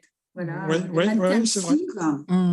Ouais, c'est vrai. Mais non, la mort, elle ne doit pas être maquillée, mais ça, voilà, ça c'est notre réaction par rapport à la mort. Et donc, je trouve que c'est vraiment une perte hein, par rapport à la façon donc de vivre cette mort. Voilà. Parce qu'on est tous confrontés. Hein. Ouais. Oui. En plus, c'est hyper expéditif aussi. Hein. Depuis le Covid, c'est encore ça. pire. Hein. Oui, voilà, oui. Oui. Il y aurait beaucoup à dire. Hein, oui. Eh oui. Regardez, il y a combien de gens on faisait la veillée avant des morts. Hein, les morts étaient donc T'es veillé 3 jours. Maison. Oui. Oui, mais aujourd'hui, tout ça, c'est au funérarium. C'est ça. Oui. Vous voyez, Ouais. on s'est séparés de tout ça, quoi. Oui. On a confié ça à des professionnels, mais ce n'est pas bon pour le travail de deuil. C'est ça, voilà, c'est pas pour ça, pour le deuil, non, c'est pas ce qu'il Non, faut, quoi. non, Mm. non, non, non, non, non, Ouais, ouais. non. Il faut vraiment s'investir dans ce travail. Et le premier investissement, parce que tout ça, la toilette, elle n'est plus faite non plus par les proches. Ouais, Hein? bah, voilà. Mais, Oui, c'est vrai. mais tout ça amené, c'est pour ça peut-être qu'aujourd'hui le travail de deuil est de plus en plus difficile, parce qu'on a confié tout ça à d'autres personnes. Mais lorsqu'on devait faire la toilette de la personne morte, décédée, lorsqu'on devait choisir ses habits, vous voyez, c'était Ouais. tout un Un rituel. rituel en fait, Ouais, hein, c'est ça. et qui amenait tout doucement la famille à prendre conscience que l'autre était décédé. Ouais. Donc, c'était déjà, là, le travail de deuil était déjà enclenché. Mhm. Voilà, que maintenant, non. Maintenant, c'est vraiment le choc, donc l'annonce et la dépression. Voilà, il y a plus cette préparation avec ces rites, ces rituels, qui étaient très, très, très, très, très intéressants. Et en fait, les rituels et les rites, on en a connu toute notre existence aussi, hein, Mhm. le passage à l'armée, la communion, enfin le baptême, etc. C'est vraiment pour amener quelqu'un à rentrer dans un groupe ou à sortir d'un groupe. Hein. On passe Ouais, c'est la vrai, ça. communion. Voilà, la communion solennelle, c'est le passage de la fin de l'adolescence pour entrer dans la vie d'adulte. Voilà, mais tout ça, non, c'est pas plus avec la mort. Ouais. C'est devenu un business. Voilà. Oui. Mm. Ouais. Bon, après, on est obligé quand même de passer par, comment dire, par les pompes funèbres. Hein. Par Mais un service ouais, spécialisé, bien sûr. voilà, par un service spécialisé. Mais voilà, il faut pas oublier notre responsabilité aussi vis-à-vis du défunt, quoi. Voilà. Bien sûr. Hein. Et on n'a plus le droit de garder le défunt chez soi aussi? Je ne sais pas. Oui, Ah, on a encore le droit, oui. Si, Ah, oui. ouais, je Oui, crois. Ouais. Enfin, chez nous, ce sont les cendres qu'on ne peut plus garder chez soi. Hein. Ah oui, tiens. Parce oui, je savais lorsqu'il y a pas. une crémation, on ne peut plus. Hein, mais Ouais. non, Ah bon. les veillées sont encore possibles, Oui. voilà, à la maison. Hein. Dernièrement, il y a une maman qui a perdu son fils de 18 ans. Bon, ben, on est allé le visiter et c'était à la maison il y a 3 semaines. Ah oui, donc il y en a encore quand même qui gardent un petit peu le corps à la maison, Un quoi, petit peu, d'accord. oui. Oui, Bah écoute, oui, oui. c'est... Oui. Donc, Mm. mais ça doit pas être facile au début en fait. Comment ça se passe? Je veux dire, la personne vienne, enfin pour l'accueil au tout début, je veux dire, ça doit pas être. Tu discutes un peu avec eux, ils t'expliquent, voilà, je suis en deuil, j'ai perdu telle personne, tel proche par exemple, ou il m'arrive telle chose. Enfin, comment ça se passe? À l'assaut, Oui, là-bas, oui, oui, oui, à l'association. Non, c'est un travail, comment dire, c'est un groupe de parole. c'est un rôle de Donc, parole. en fait, c'est un groupe de parole. Donc, Oui. il y a des binômes, hein. Il y a 2 personnes qui qui vont discuter, animer le groupe. D'accord, Et après, elles s'effacent. d'accord. Elles s'effacent. Et ce qui est intéressant, c'est que par exemple, à dimanche, samedi, il va y avoir 14 personnes. Ah oui, Bon. Eh ben, déjà, ces gens qui sont là autour de la table prennent conscience qu'il y a beaucoup d'autres personnes qui sont en train de vivre la même chose. qu'eux. Voilà. Et donc, elles s'amènent les réponses elles-mêmes. Et le Oui. rôle de celui qui anime le groupe, c'est de faire en sorte que ce groupe ne devienne pas un panier de crabes, c'est-à-dire où chacun va se pincer pour amener ses souffrances. C'est-à-dire qu'à un moment donné, elle va intervenir pour amener quelques explications par d'accord. rapport à la mort. Vous voyez? Oui, oui. Mais c'est souvent les personnes entre elles qui vont s'amener les réponses. D'accord. Oui, mais ça, Voilà. Et donc oui, je comprends, c'est bien ça. elles vont parler de leur expérience. Et là, par contre, on va laisser dire. Oui, Et il y a un moment pour intervenir et il y a un moment où garder le bien silence. sûr. Ouais. D'accord. Voilà. Et il y a un temps minimum pour rester dans ces groupes ou Alors, donc là, je sais pas, je crois pas que je l'avais dit, mais il y a 2 médiums donc, qui sont dans Ah une non. pièce à côté et qui reçoivent les messages. Hein, je n'en avais pas parlé. Hein. Non, non. non? Voilà. Donc, en ce qui concerne les messages, nous avons voulu, le monde spirituel nous a demandé de limiter. Pourquoi? Pour que ne pas créer de dépendance. Mhm. Parce qu'il y a des personnes, on a constaté qu'il y avait des personnes donc, qui, effectivement, la médiumnité va les aider, mais après, cette personne va s'enfermer dans la médiumnité et avec elle, elle va enfermer l'esprit qui est toujours sollicité. Donc, il y a un maximum donc, de 5 communications, voilà, pour éviter cette dépendance et permettre le travail de deuil. En fait, il y a une prise en charge à l'association, il y a une prise en charge de la personne endeuillée, mais aussi de l'esprit. Et il y a énormément de respect pour l'esprit. Voilà, parce que, comme ça, j'en ai parlé tout à l'heure, il y a des personnes qui vont solliciter l'esprit à tout bout de champ. Et donc, c'est très difficile pour lui. Il ne peut pas évoluer, il ne peut pas avancer. Donc, il y a vraiment un cadre. Ensuite, il faut vraiment que ça soit un proche. Voilà. Et puis, et c'est tout. Non, ce sont vraiment les 2 Critères. entre guillemets, les règles. Bon, après, je voulais aussi rajouter peut-être que il y a différents deuils. Hein, voilà, il y a des deuils qui vont être extrêmement difficiles.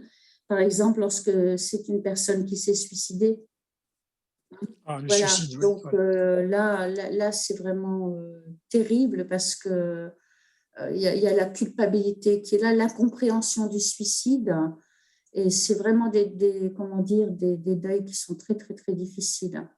Après, le deuil accidentel, un accident, là c'est pareil, hein, le traumatisme est vraiment profond. Après, bon, il y a les deuils répétés, vous savez, il y a parfois des gens qui, en un mois de temps, vont perdre 4 ou 5 proches, quoi, donc c'est vraiment difficile. Hein, Oui, c'est vrai. oui. Après, dans le deuil qu'on rencontre dans la maladie, là, ça va être un peu différent. On est tout doucement, la personne, elle va être préparée par l'équipe médicale, par les bénévoles aussi. Hein. Je vous ai parlé tout à l'heure qu'il y a beaucoup d'associations qui accompagnent les personnes qui vont être dans un deuil ou qui sont dans le deuil. Donc, Vivre son deuil, par exemple, hein, je ne sais pas si ça existe encore, mais c'est une très bonne association. Et donc, qui vont préparer tout doucement à la séparation. La séparation, elle va être douloureuse, ça c'est sûr. Mais voilà, on arrive dans quelque chose de normal. Voilà. Après, le deuil de l'enfant, là, c'est aussi Oui. très, très compliqué. Hein, mais le plus compliqué, et ça, c'est Maryse Dumoulin qui le disait, c'était le deuil, donc faire son deuil de l'enfant futur, c'est-à-dire de l'enfant qui n'a pas pu naître. Oui. Pourquoi? Parce que les parents, ce sont des jeunes parents, et ils ont une multitude de projets pour cet enfant. Ils l'ont rêvé, cet enfant, et puis là, il s'en va. Voilà, donc il y a aucun souvenir, vous voyez. Donc, Maryse Dumoulin, elle était vraiment exceptionnelle pour ça, c'est-à-dire qu'elle prenait des photos, vous voyez, donc de l'enfant décédé, et elle convoquait les parents et elle leur demandait si elles voulaient leurs photos. Au moins, ils avaient un souvenir. Oui. Voilà. Ah oui, c'est vraiment une grande dame aussi. Hein. Après, le deuil du grand âge, là, on rentre dans l'ordre des choses. C'est-à-dire que ce sont les enfants qui vont enterrer les parents et non pas les parents qui vont enterrer les enfants. Hein, voilà. Après, donc tout ça va, comment dire, amener la personne, toutes ces circonstances vont amener la personne donc dans un travail de deuil qui lui est propre, en fait. Vous voyez, donc chacun vit son deuil. Chacun, il n'y a pas de règle, il n'y a pas de. Oui, je crois bien. Oui. Vous voyez, par rapport à la douleur. Moi, Par rapport à la douleur. Oui, pardon? Ah non, je voulais dire, oui, non, les hommes ont tendance aussi à vivre différemment. Par rapport aux femmes, ils sont plus taiseux aussi, Oui. je trouve. Ben oui, tout à fait, oui. Oui. Ben après, voilà, c'est aussi la question d'éducation. C'est ça, voilà. Voilà, l'homme, ça se passe. Heureusement, ça se passe, mais bon, l'homme ne peut pas montrer sa sensibilité, en fait. Et il doit toujours se positionner comme quelqu'un de fort. C'est ça, voilà. Toujours ce alors réflexe. que non. Ouais. Et ça, il faut savoir que ça amène beaucoup donc, de difficultés dans les couples qui ont perdu un enfant. Vous voyez, parce qu'il y a la maman, elle a perdu son enfant, mais elle oublie aussi que le père a oublié son fils, a perdu son fils.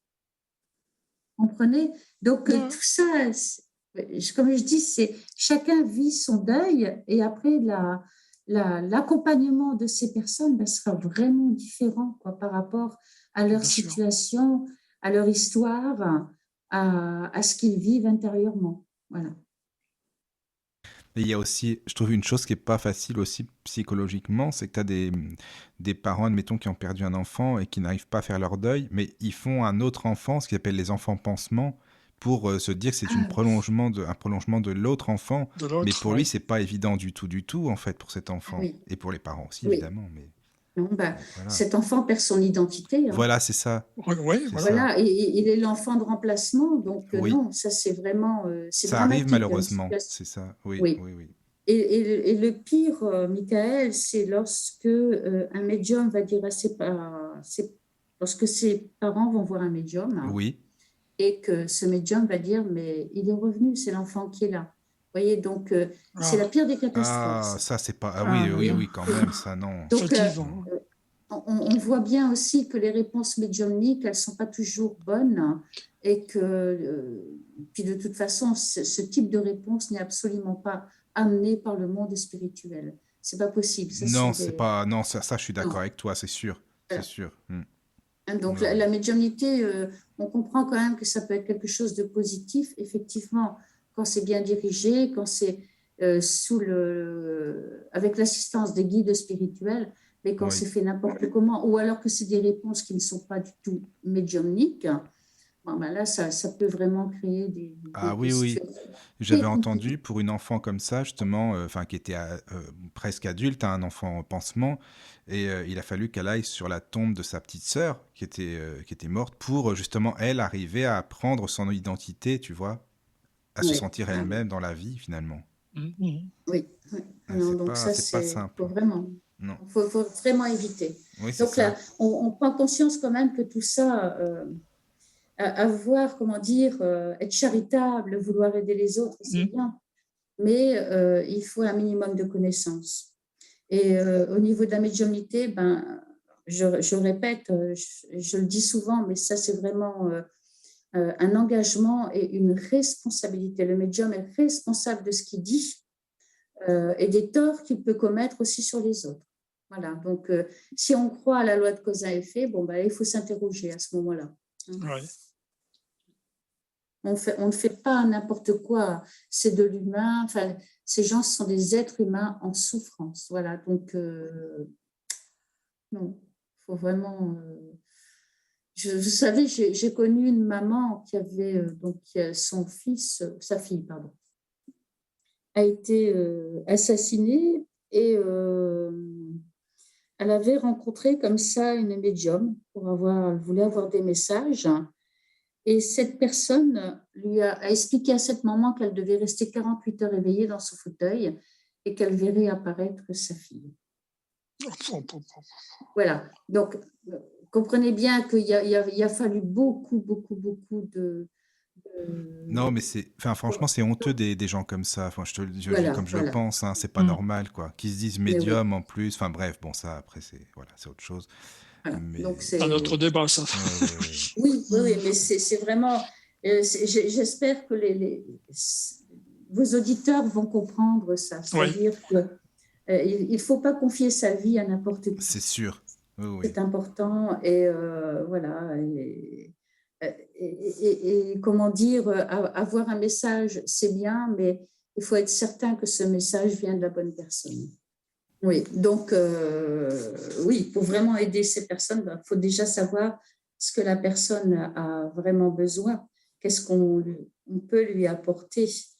Hein, donc, elle a besoin d'être entourée. Elle a besoin aussi de parler de celui qui n'est plus là. Et c'est des choses qu'elle ne pourra pas faire auprès de sa famille.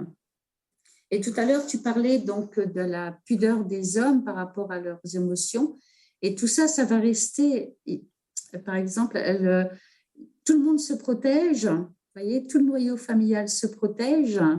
Et donc, personne n'ose prononcer le prénom de celui qui est parti.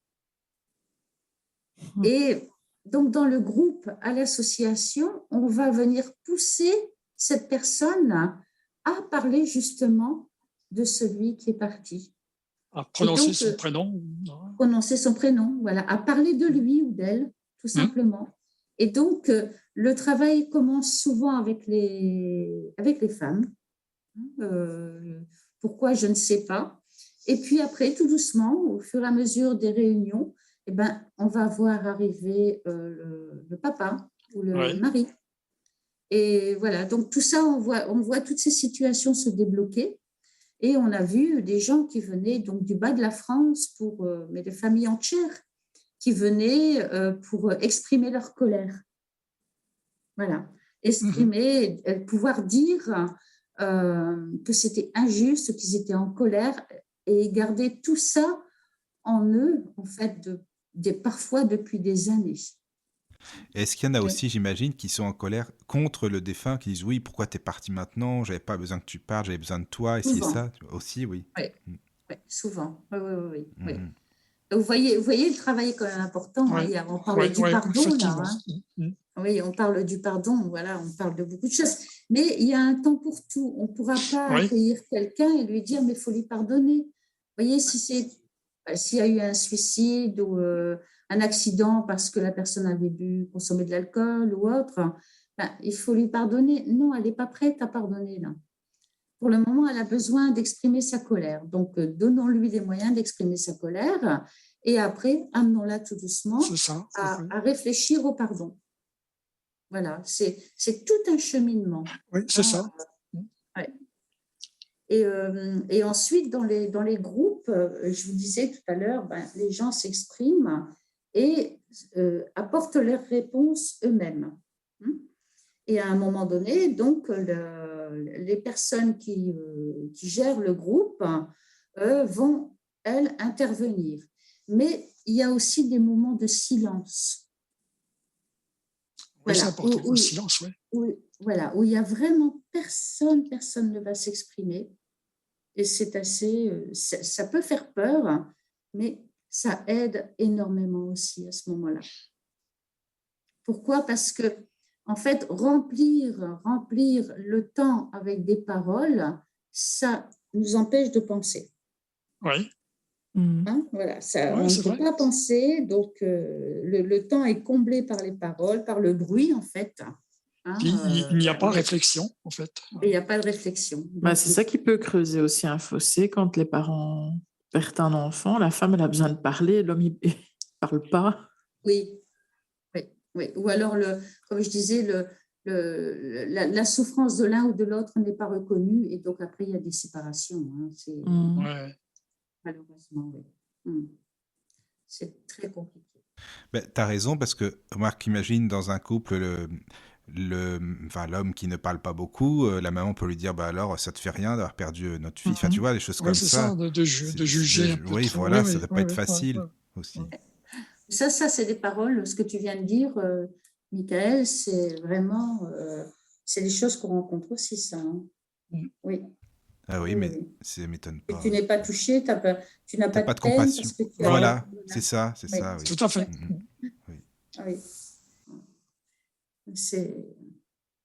Il y aurait beaucoup à dire.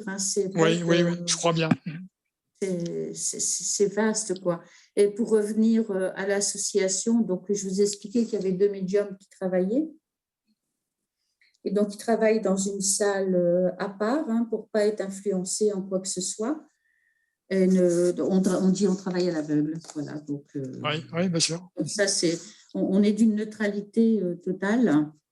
Et ce qui est surprenant, vous voyez, c'est pour vous dire à quel point parfois les défunts sont présents et ont besoin aussi de s'exprimer. C'est que la veille, on va avoir des autoportraits, par exemple. On n'a pas encore vu les personnes en deuil, que le défunt s'est manifesté la veille et a dessiné son portrait. Ah bon? Ah Oui. oui. Ça va jusque-là. Ça va jusque-là, oui. Parfois, c'est extraordinaire, quoi. On est à chaque fois. Mais donc matérialisé comment sur la table où sera la réunion? C'est-à-dire que le médium va avoir cette impulsion, ce besoin de dessiner. Oui. Et puis, donc à la craie, tout simplement, sur une feuille. Avec une craie, oui, d'accord. Okay. Voilà. Et donc, il va comment dire, reproduire, faire son autoportrait. Et souvent, ça, c'est vraiment des gros coups de pouce du monde spirituel. Lorsque les personnes, elles viennent, mais qu'elles ont un doute, ou par curiosité, donc vraiment qu'elles sont dans un désespoir profond. Et c'est vraiment un petit peu le coup de fouet, quoi. Donc pour ça, c'est assez surprenant, quoi. La façon dont eux travaillent aussi. Oui, sûrement. Et la façon dont ils vont utiliser les outils qu'ils ont, c'est-à-dire les outils du monde physique, les médiums et tout ça, et qu'ils organisent, en fait, on prend conscience quand même qu'il y a des choses qui sont planifiées à l'avance. C'est-à-dire, c'est-à-dire que les gens ne viennent pas nous voir par hasard, quoi. Oui, d'accord, dans ce sens-là. Il y a un esprit. Donc, c'est-à-dire qu'il a été influencé et que nous avons été influencés aussi. Oui. Oui, parce qu'effectivement, s'il dresse après l'autoportrait, Oui. Et il y a des choses vraiment qui sont extrêmement précises. Et donc, on voit en fait qu'il y a tout ce travail avec l'équipe spirituelle qui est mis en place. Et on arrive à des choses quand même parfois très, très surprenantes, quoi. Mais Morissette, tu sais, je voulais dire, après, c'est une parenthèse, mais tu sais, du point de vue spirit, je me dis aussi que c'est aussi une épreuve, bien sûr, pour les parents, mais qui était aussi demandée parfois avant l'incarnation, qui est ce fameux deuil ou de perdre des enfants. C'est pas facile, évidemment, pour nous à le comprendre. Étant incarné, on se dit, mais c'est pourquoi ça se passe? Mais niveau spirituel, il y a quelque chose aussi à travailler là-dessus. C'est une épreuve qui a été prévue, quoi. Enfin, en quelque sorte. Oui. Programmé, quoi, une genre de programmation. Mais ça, c'est pareil, on ne peut pas le dire. Mais on ne peut pas le dire, voilà, c'est ça. C'est ça. Non, mais oui, ça c'est sûr que c'est pas à le dire. Non, ça c'est sûr. Non, ça c'est clair. Ouais, c'est ça. Voilà, encore une fois, la personne, elle va cheminer à son rythme. Voilà. Et après, les gens qui viennent chez nous, notre rôle, ça n'est pas de faire de ces personnes des spirites ou des futurs spirites. Bien sûr, oui, tout à fait. Notre rôle, c'est vraiment de les aider. Donc, on va toujours avoir un langage spirit, mais en fait, c'est l'amour, c'est la charité, c'est la compassion. Et c'est tout. Et après, tout doucement, au moment où elles vont être prêtes, où elles-mêmes elles vont poser des questions, là, on amènera ce type de réponse. Un petit peu enclenché, un peu côté un peu plus poussé côté du spiritisme. Ouais. Ah oui, on peut pas dire à quelqu'un vous avez choisi de perdre un enfant. C'est pas humain. Ah non, ça c'est sûr. Ça c'est sûr. Mais tu vois, on a déjà parlé dans des émissions de certains cas qui sont connus, des parents qui ont perdu des enfants. On se dit que c'est aussi, ça peut être pour réveiller un pays. Enfin, c'est bête à dire, mais tu vois, on avait parlé de Julie et Mélissa en Belgique, tu sais, l'affaire du trou, tu sais. Et on se dit qu'il y a eu quand même la fameuse marche blanche. Et je veux dire, c'est quand même pas rien. C'est que les gens étaient tous réunis, que ce soit les Wallons, les Flamands, tout ce que tu veux. Donc je pense que ces filles-là, elles sont pas mortes pour rien. Tu vois ce que je veux dire? Oui, c'est vrai. C'est vrai que ça en fait, il y a Julie et Mélissa, mais on on peut prendre toutes les catastrophes où il y a eu beaucoup Oui, de Ouais. morts. c'est ça. Eh ben, tout ça, comment dire, a éveillé un mouvement de solidarité Voilà. envers le même. Hein. Tu parles de la Belgique, des Flamands et des Wallons. Bah oui, Bah oui. là, ils ont marché ensemble, quoi. Voilà, c'est Donc, ça. C'est ça. Mhm. vu C'est de la ce seule côté-là, fois. Oui, ouais, mais Je suis malheureusement, belge, oui. hein, c'est pour ça. Ouais, j'ai vécu 25 ans en Belgique, donc en Ah oui, Flandre. tu connais Oui. bien. Oui. Bah oui, là, Euh, si tu dans le nord, tu viens du nord, vraiment, non, ah oui, je suis à 10 km de la Belgique. C'est vrai que je pense que ça n'a pas servi à rien. C'est bête à oui, dire, hein, mais ouais, voilà, c'est vrai. c'est pour souder les Ah oui, gens, quoi. voilà. Mais voilà, on en est là aujourd'hui, c'est-à-dire que ben, notre élan, notre cœur va s'ouvrir, malheureusement, quand il y Malheureusement, a quand des ça se grosses passe, oui, épreuves. c'est ça. Voilà. Mais C'est bon, vrai. ça s'ouvre quand même. Oui, Ça s'ouvre oui, quand oui, même. Hein. c'est Ça, sûr. c'est parce qu'on s'est sentis tous concernés, quoi. On Oui, s'est identifiés, en fait. c'est ça. Ouais. Ah oui, c'était terrible, hein, cette histoire, Mais oui. Julie et Mélissa. Oui, c'est parce qu'on en avait parlé avec Caro.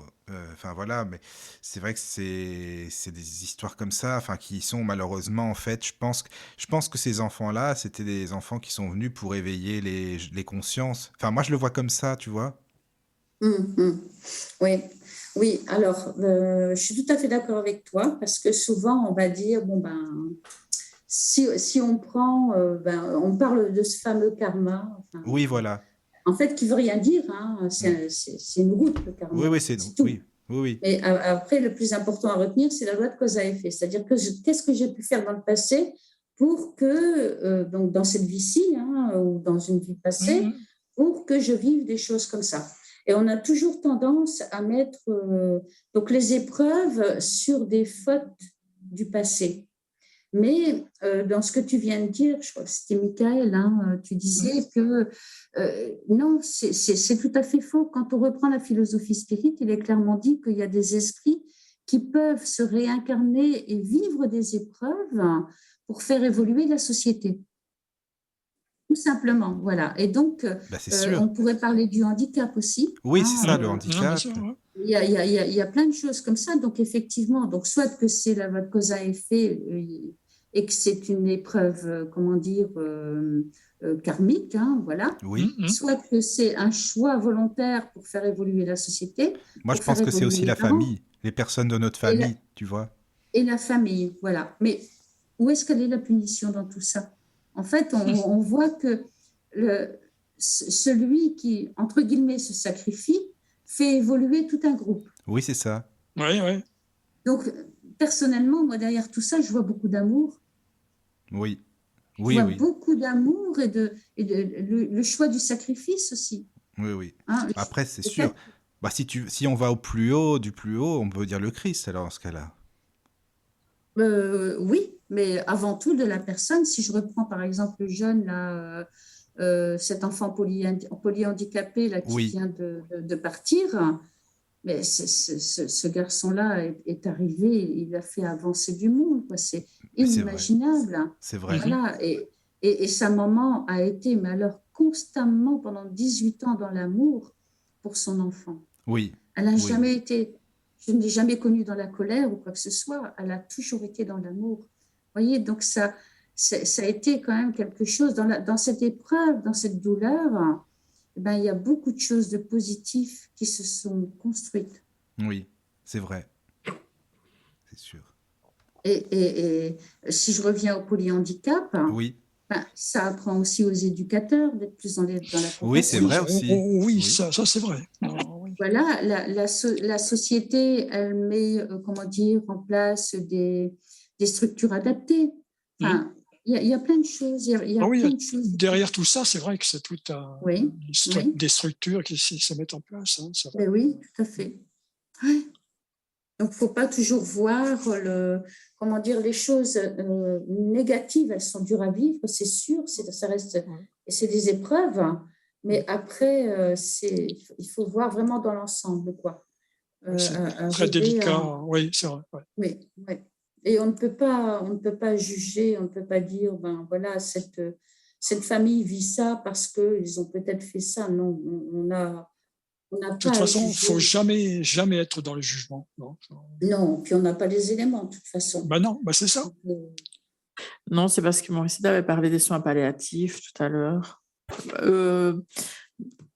avais expliqué, enfin, je crois que c'était hors antenne en fait, comment ça se passait au niveau des soins palliatifs. Ah oui. Oui. Je vous avais expliqué donc, que j'avais fait 9 années de soins palliatifs. Et bon, c'est vrai qu'on associe ça vraiment à la tristesse, à la fin de vie, à des choses qui sont quand même lourdes et parfois négatives, à la douleur, à la maladie. Mais ça va peut-être vous surprendre, mais pendant ces 9 années de vie, donc de bénévolat, j'ai vraiment vécu des moments extraordinaires, des moments pleins de vie, des moments d'authenticité inimaginables. Pourquoi? Parce que, en fait, les gens qui sont dans leur lit, hein, c'est des personnes qui ont perdu tous les masques qu'ils avaient, qu'on nous impose un petit peu, vous voyez. Et donc, et on rencontre vraiment des personnes extraordinaires. Et personnellement, donc, j'ai eu la chance de tomber, de vivre tous ces moments-là avec une équipe vraiment qui était investie et des médecins qui étaient, mais vraiment, les soins palliatifs dans leur, comment dire, dans leur vérité. Tout, enfin, on a vécu des choses extraordinaires. Vous voyez, par exemple, aller sortir les malades pour les amener chez eux et que ces personnes, cette maman pouvait passer les derniers moments, son dernier anniversaire avec ses enfants et sa famille. Voilà. Donc, j'ai pu vivre ça. Aller, les souvenirs qui me restent, c'est vraiment quand même, je disais, très, très, très positif, des moments pleins de sourires. C'est un peu comme des enfants. Je me souviens d'un monsieur et donc je l'emmène. Il était faible, hein, vous ne pouvez pas vous imaginer, et maigre. Hein, et je l'emmène donc au restaurant pour fêter aussi son anniversaire. Et il me dit, je veux une dernière fois toucher le sable. Et donc, je l'ai amené. On est l'hôpital maritime de Zuidcote est sur le bord de mer. Hein. Et donc, je l'ai amené sur le sable. Hein.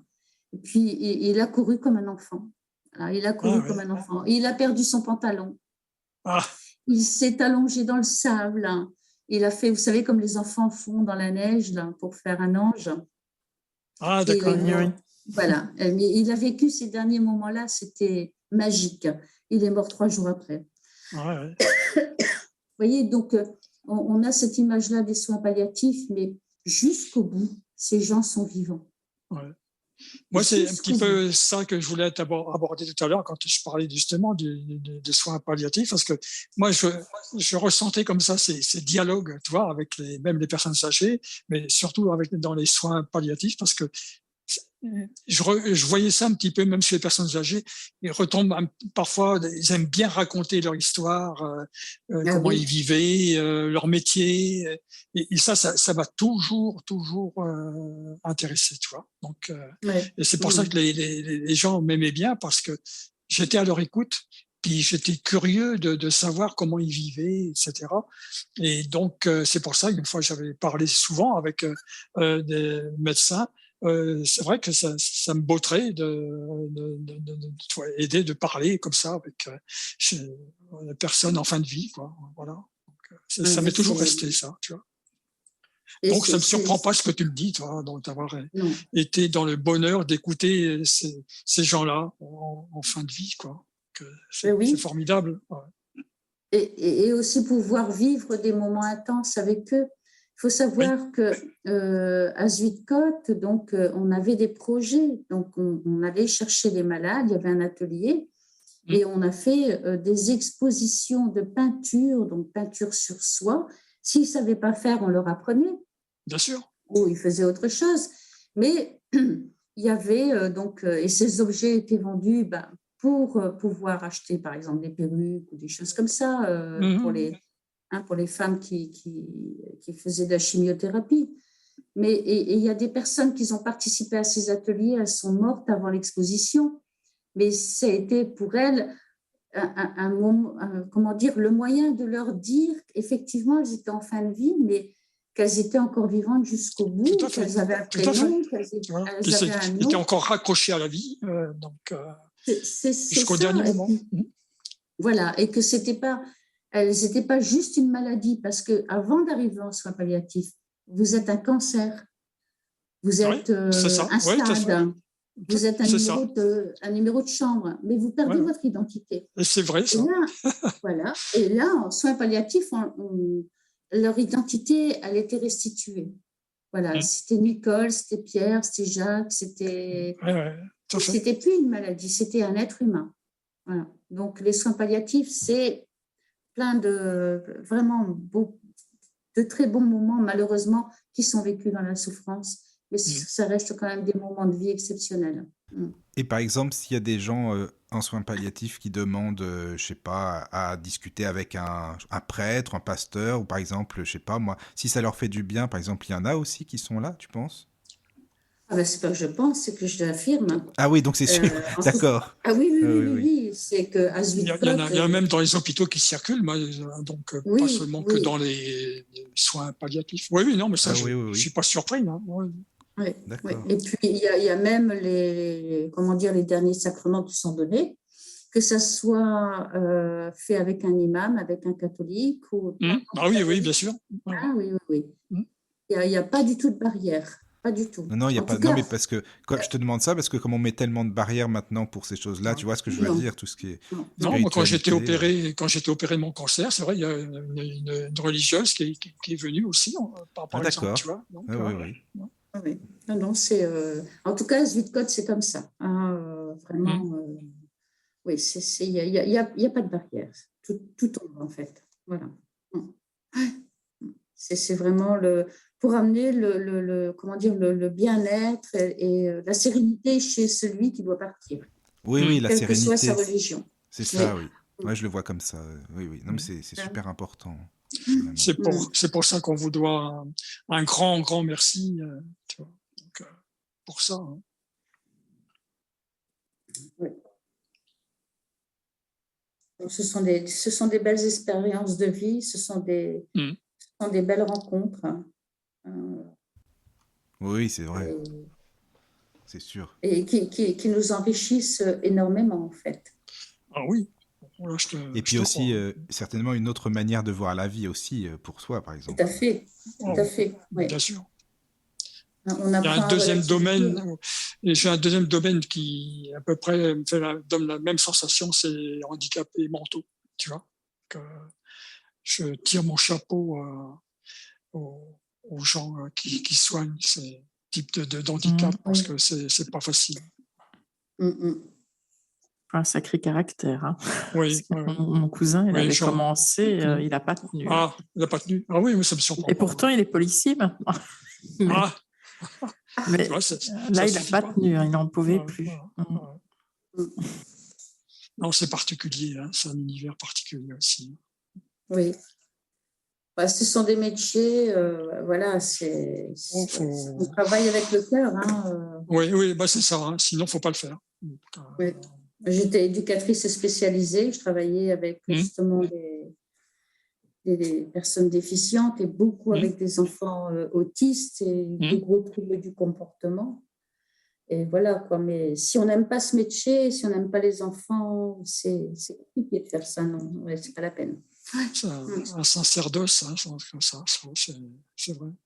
Et vous avez enfin, je ne vais pas dire une liste de questions, mais vous avez des questions bien spécifiques à poser aux personnes endeuillées ou vous y allez au feeling ou bien il y a vraiment des critères à...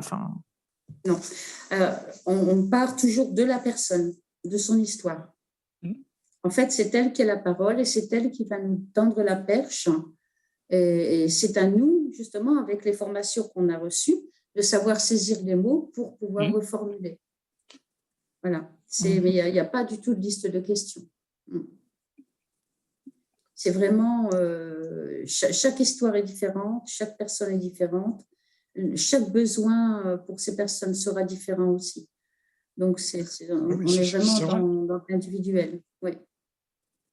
Oui, effectivement, comme tu dis, saisir les mots importants, et puis voilà. Voilà. Et ça se fait naturellement et spontanément. Hein.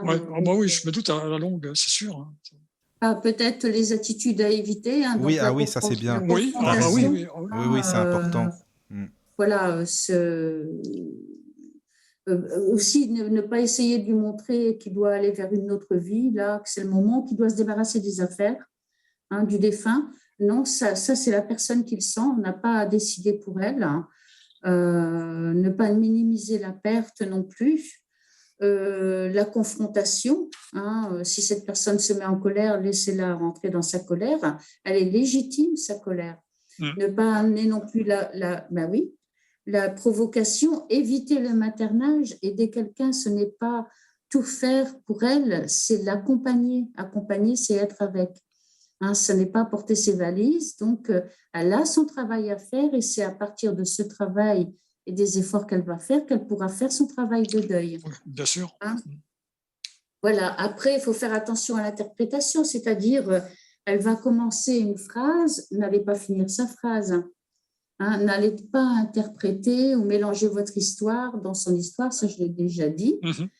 Ne pas la culpabiliser, par exemple avec une personne qui s'est suicidée, mais vous n'avez pas vu les signes, il devait avoir des signes, vous ne les avez pas vus. Donc là, vous amenez la personne, l'endeuillée, à se culpabiliser. Ben non, je ne les ai pas vus. Ou alors autre chose, mais par exemple, vous ne pleurez pas, vous n'avez pas pleuré, mais ce n'est pas normal. Quand on perd un être cher, on doit pleurer. Ça aussi, c'est faux. On ne pleure pas obligatoirement. On va pleurer à un moment donné, mais ce ne sera peut-être pas à ce moment-là. Mais voilà, c'est ça. Chacun est différent, et heureusement, chacun réagit différemment. Bien sûr. Voilà. Après, ne pas l'interrompre, jamais interrompre cette personne lorsqu'elle parle. Ne pas minimiser ses émotions et la situation, ce qu'elle vit, même si ça vous semble trop, comment dire, trop fort. Ah non, c'est pareil, c'est comme elle le ressent vraiment, et puis voilà. Voilà. Ce sont ses émotions. Hein? Après, ne jamais faire de comparaison, ça aussi c'est un tort. Hein, surtout dans les moments de silence, on va comparer son deuil avec un autre. Non.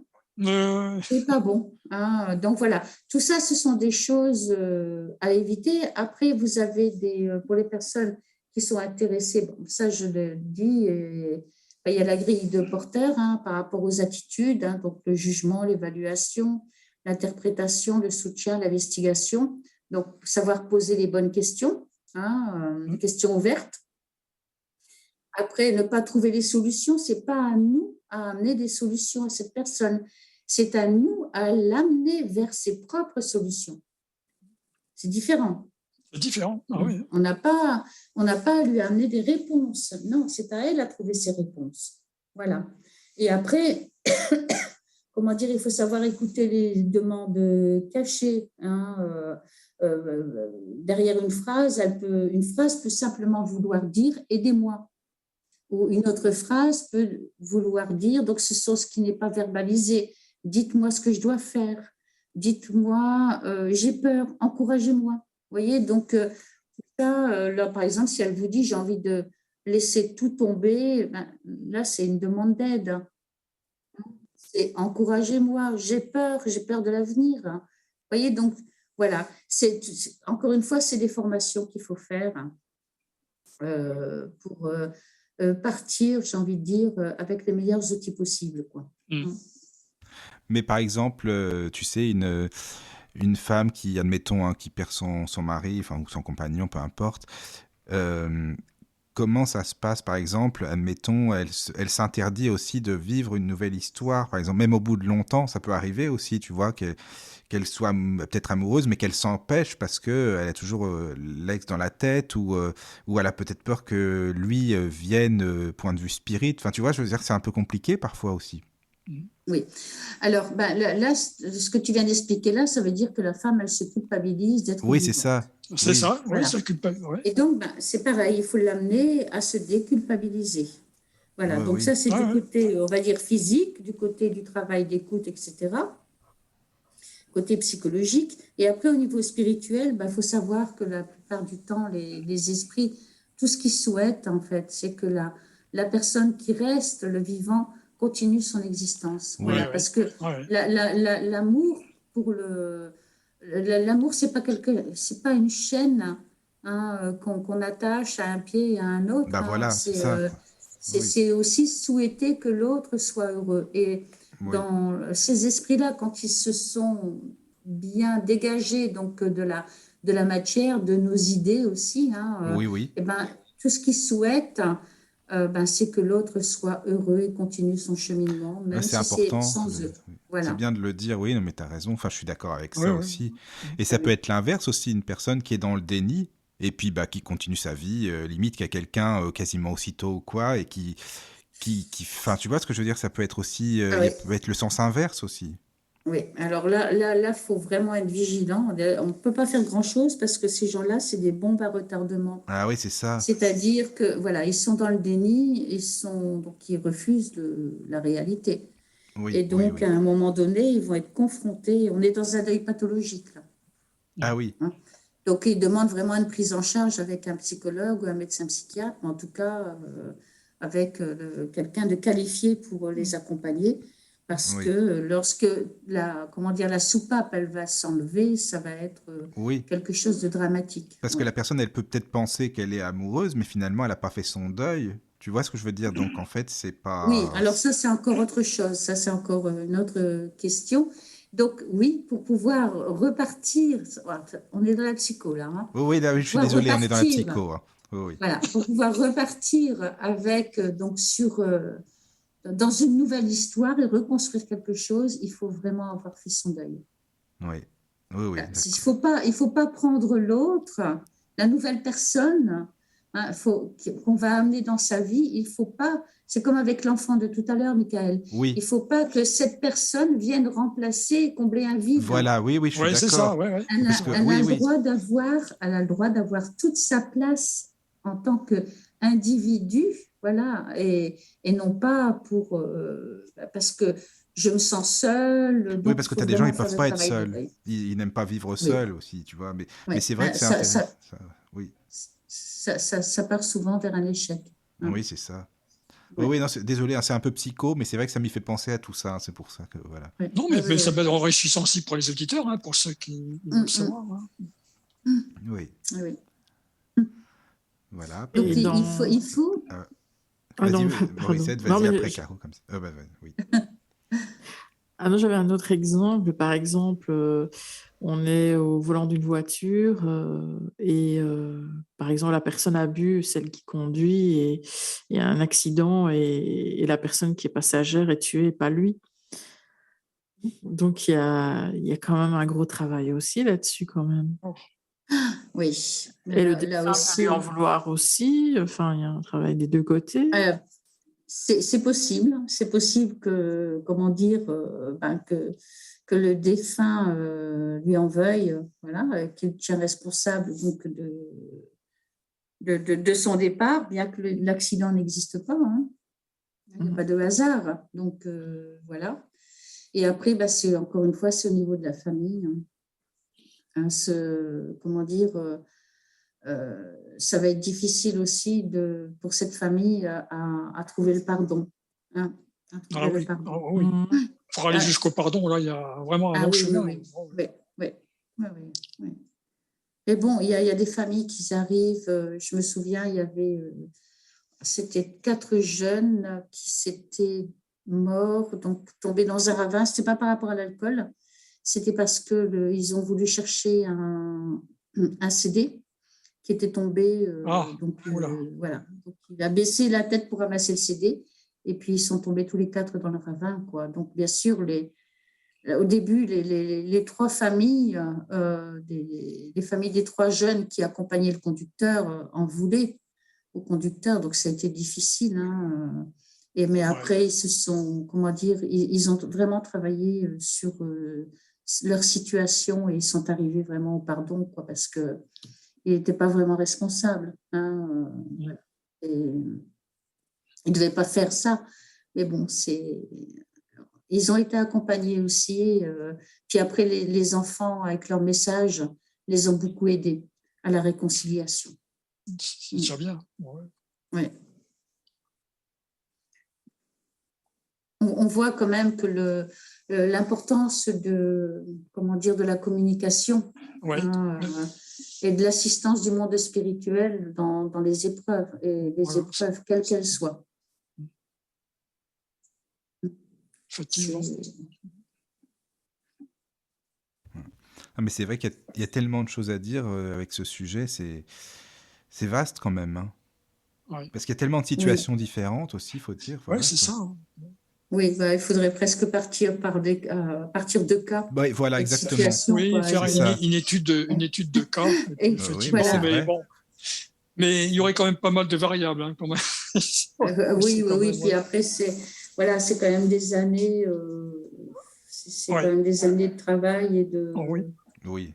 de cours et d'échanges aussi. Voilà, parce que c'est quand même beaucoup sur le terrain et en face des gens qu'on apprend beaucoup. Hein. Ah, ça c'est vrai. Ah, C'est avec les gens, ça c'est oui, sûr. oui. Oui. Travail c'est à d'enquête travers- incroyable. Hein, ça. Voilà, comme je disais, on ne peut pas aller suivre toutes les formations possibles. Ce sera toujours de la théorie. C'est ça. Voilà, tant qu'on n'aura pas vécu intérieurement et profondément avec notre cœur les situations, c'est superficiel, quoi. C'est vrai. C'est sûr. Oui, je suis d'accord. Il faut que ça nous pénètre, quoi. Et il faut que ça nous fasse de la Exactement. peine. Il y a ça aussi, quelque chose de très important dans ce domaine-là, c'est que parfois, on va garder et contrôler nos émotions et nos sentiments.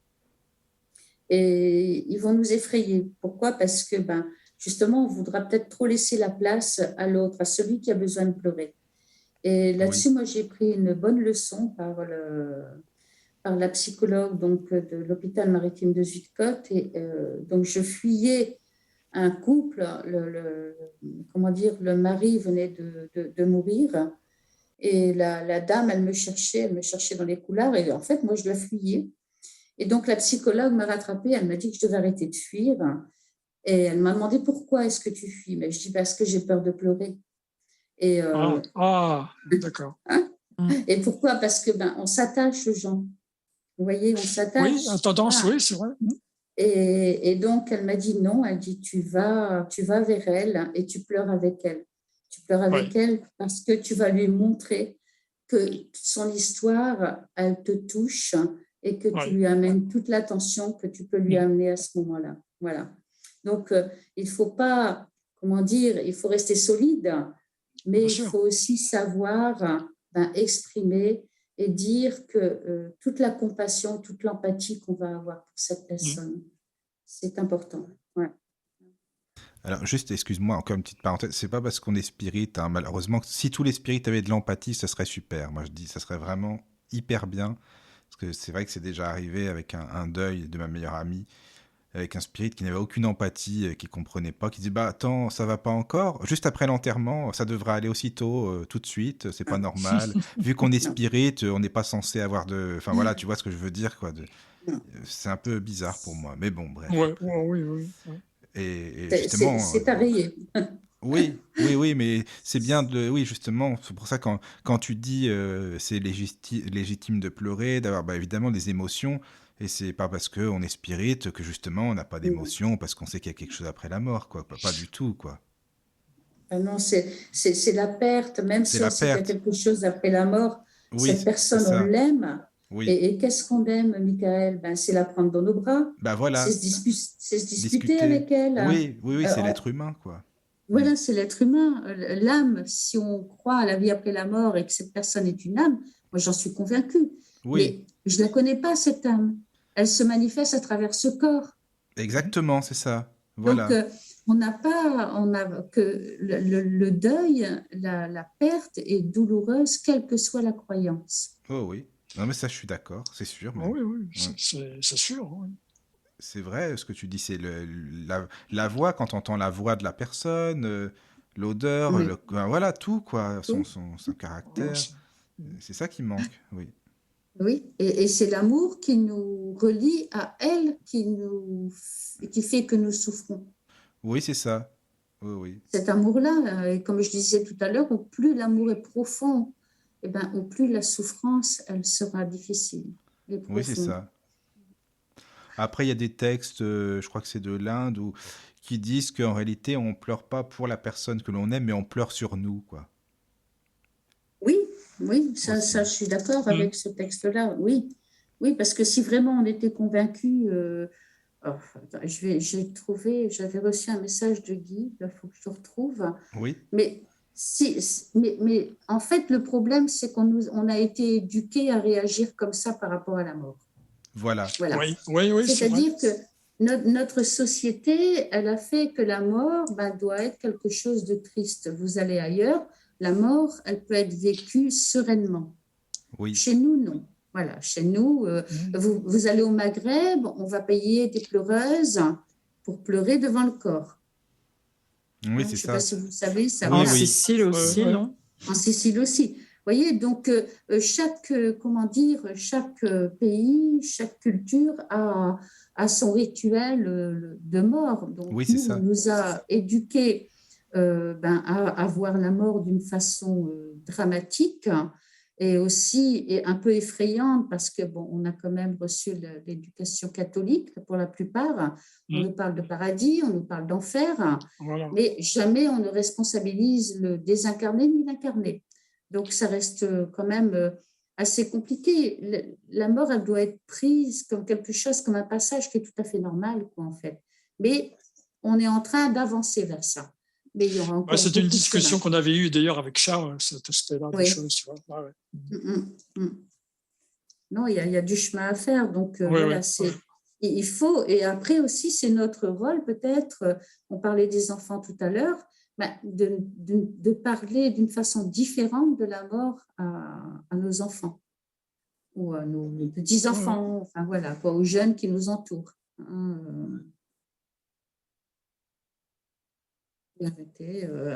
Arrêter vraiment changer cette façon de voir, quoi. Ah Oui, oui, donc j'avais posé à mon guide, donc pourquoi la mort? Il me répond, je te retourne une question, pourquoi la vie? Il n'y a pas de réponse. Oui, bah non, oui. Ça, Non, ah mais oui, c'est pas mal, effectivement, ah comme oui. dialogue. Oui, oui. Ah, oui. Alors elle continue, il me dit, il n'y a pas de réponse à cela. La vie et la mort font partie du processus de progression et d'évolution de l'esprit. Encore une fois, si l'homme avait la foi, la mort ne serait pas ce qu'elle est aujourd'hui dans votre monde, c'est-à-dire souffrance, larmes et désespoir. Elle serait simplement une simple transition, le passage d'un état à un autre. Vous conduirez vos morts à la fin au néant et elle n'est alors vous conduisez vos morts à la fin et au néant alors qu'elle n'est qu'un passage, tout comme l'homme passe par l'enfance. Vous voyez comme c'est simple, hein, voilà. Et c'était la réponse de Alizée. Hein. Merci pour la petite lecture, parce que c'est toujours intéressant. Oui, C'est non, vrai. Hein. c'est vrai. Merci. Ouais. Et sinon, enfin, je sais pas, ou dans l'association, ou même dans un autre, un centre, je sais pas, est-ce que toi, tu fais souvent des communications médiumniques, tu assistes à des séances, ou comment ça se passe, en fait? De temps en temps. De temps en temps, oui. De temps en temps, oui. Parce que je n'aime pas trop. D'accord. Ici, dans le centre, oui. Dans le centre, oui. Ça fait partie de mon travail avec Joël. Oui. Et d'autres personnes. Hein, c'est un médium, Joël? Excuse-moi, parce que comme je connais pas, c'est pour oui, ça. on travaille. C'est une adhérente, c'est la trésorière, en fait. Ah oui, d'accord. Donc, d'accord. Et voilà, elle est médium, c'est ça? Donc. Oui, mais on n'aime pas trop ce mot-là. Hein, voilà, voilà, on est médium. Tant qu'on nous donne des messages, on est médium. Oui, oui, je comprends. Hein, voilà, donc si on ne nous donne plus de messages, voilà. C'est sûr. Tout ça est supprimé. Donc, voilà, oui, on travaille ensemble. D'accord, c'est bien, c'est intéressant. Ouais. Il y a une très bonne équipe. Hein. On a vraiment une bonne équipe. Oui. Ça serait sympa. Un jour, si tu as envie de venir en parler avec des personnes qui sont avec toi aussi, ça peut être sympa, tu vois, d'avoir un petit débat comme ça, une discussion. Ah bah oui. Ouais. Oui, ça serait bien. Voilà, des bons piliers. Oui, non, mais c'est ça, exactement. un deuxième volet de l'émission, parce que c'est vraiment super intéressant. Je te remercie beaucoup, hein, parce qu'on apprend plein de Ouais, choses. Franchement, Ah oui. ouais. Ça, En tout cas, j'étais très content de te rencontrer ce soir, oui. Morissette. C'est vrai que... Moi aussi, c'est toujours un plaisir de partager. Oui, Voilà, c'est sûr. c'est le partage, Ouais. effectivement. Voilà, c'est toujours très intéressant et pour moi, ça m'apporte énormément de choses aussi, quoi. Voilà, c'est Oui. Certainement, oui. c'est dans tous les sens. Dans tous les... Oui, voilà, c'est ça. Ah oui, tout à fait. Ça apporte à tout le monde. C'est bien ça. Tout à fait. Oui. Voilà, merci à tous de nous avoir écoutés, de nous suivre. Merci donc à Caro et Daniel d'être avec nous toujours. C'est vraiment sympa. Ça fait plaisir. Avec plaisir. Vraiment, avec beaucoup de plaisir. Et puis, merci surtout aussi à Morissette. Ouais, c'est vraiment bien. Merci Morissette, encore une fois. Merci. Merci à vous tous. Merci. Entrez dans la sérénité et la paix. Bienvenue sur la radio du Lotus.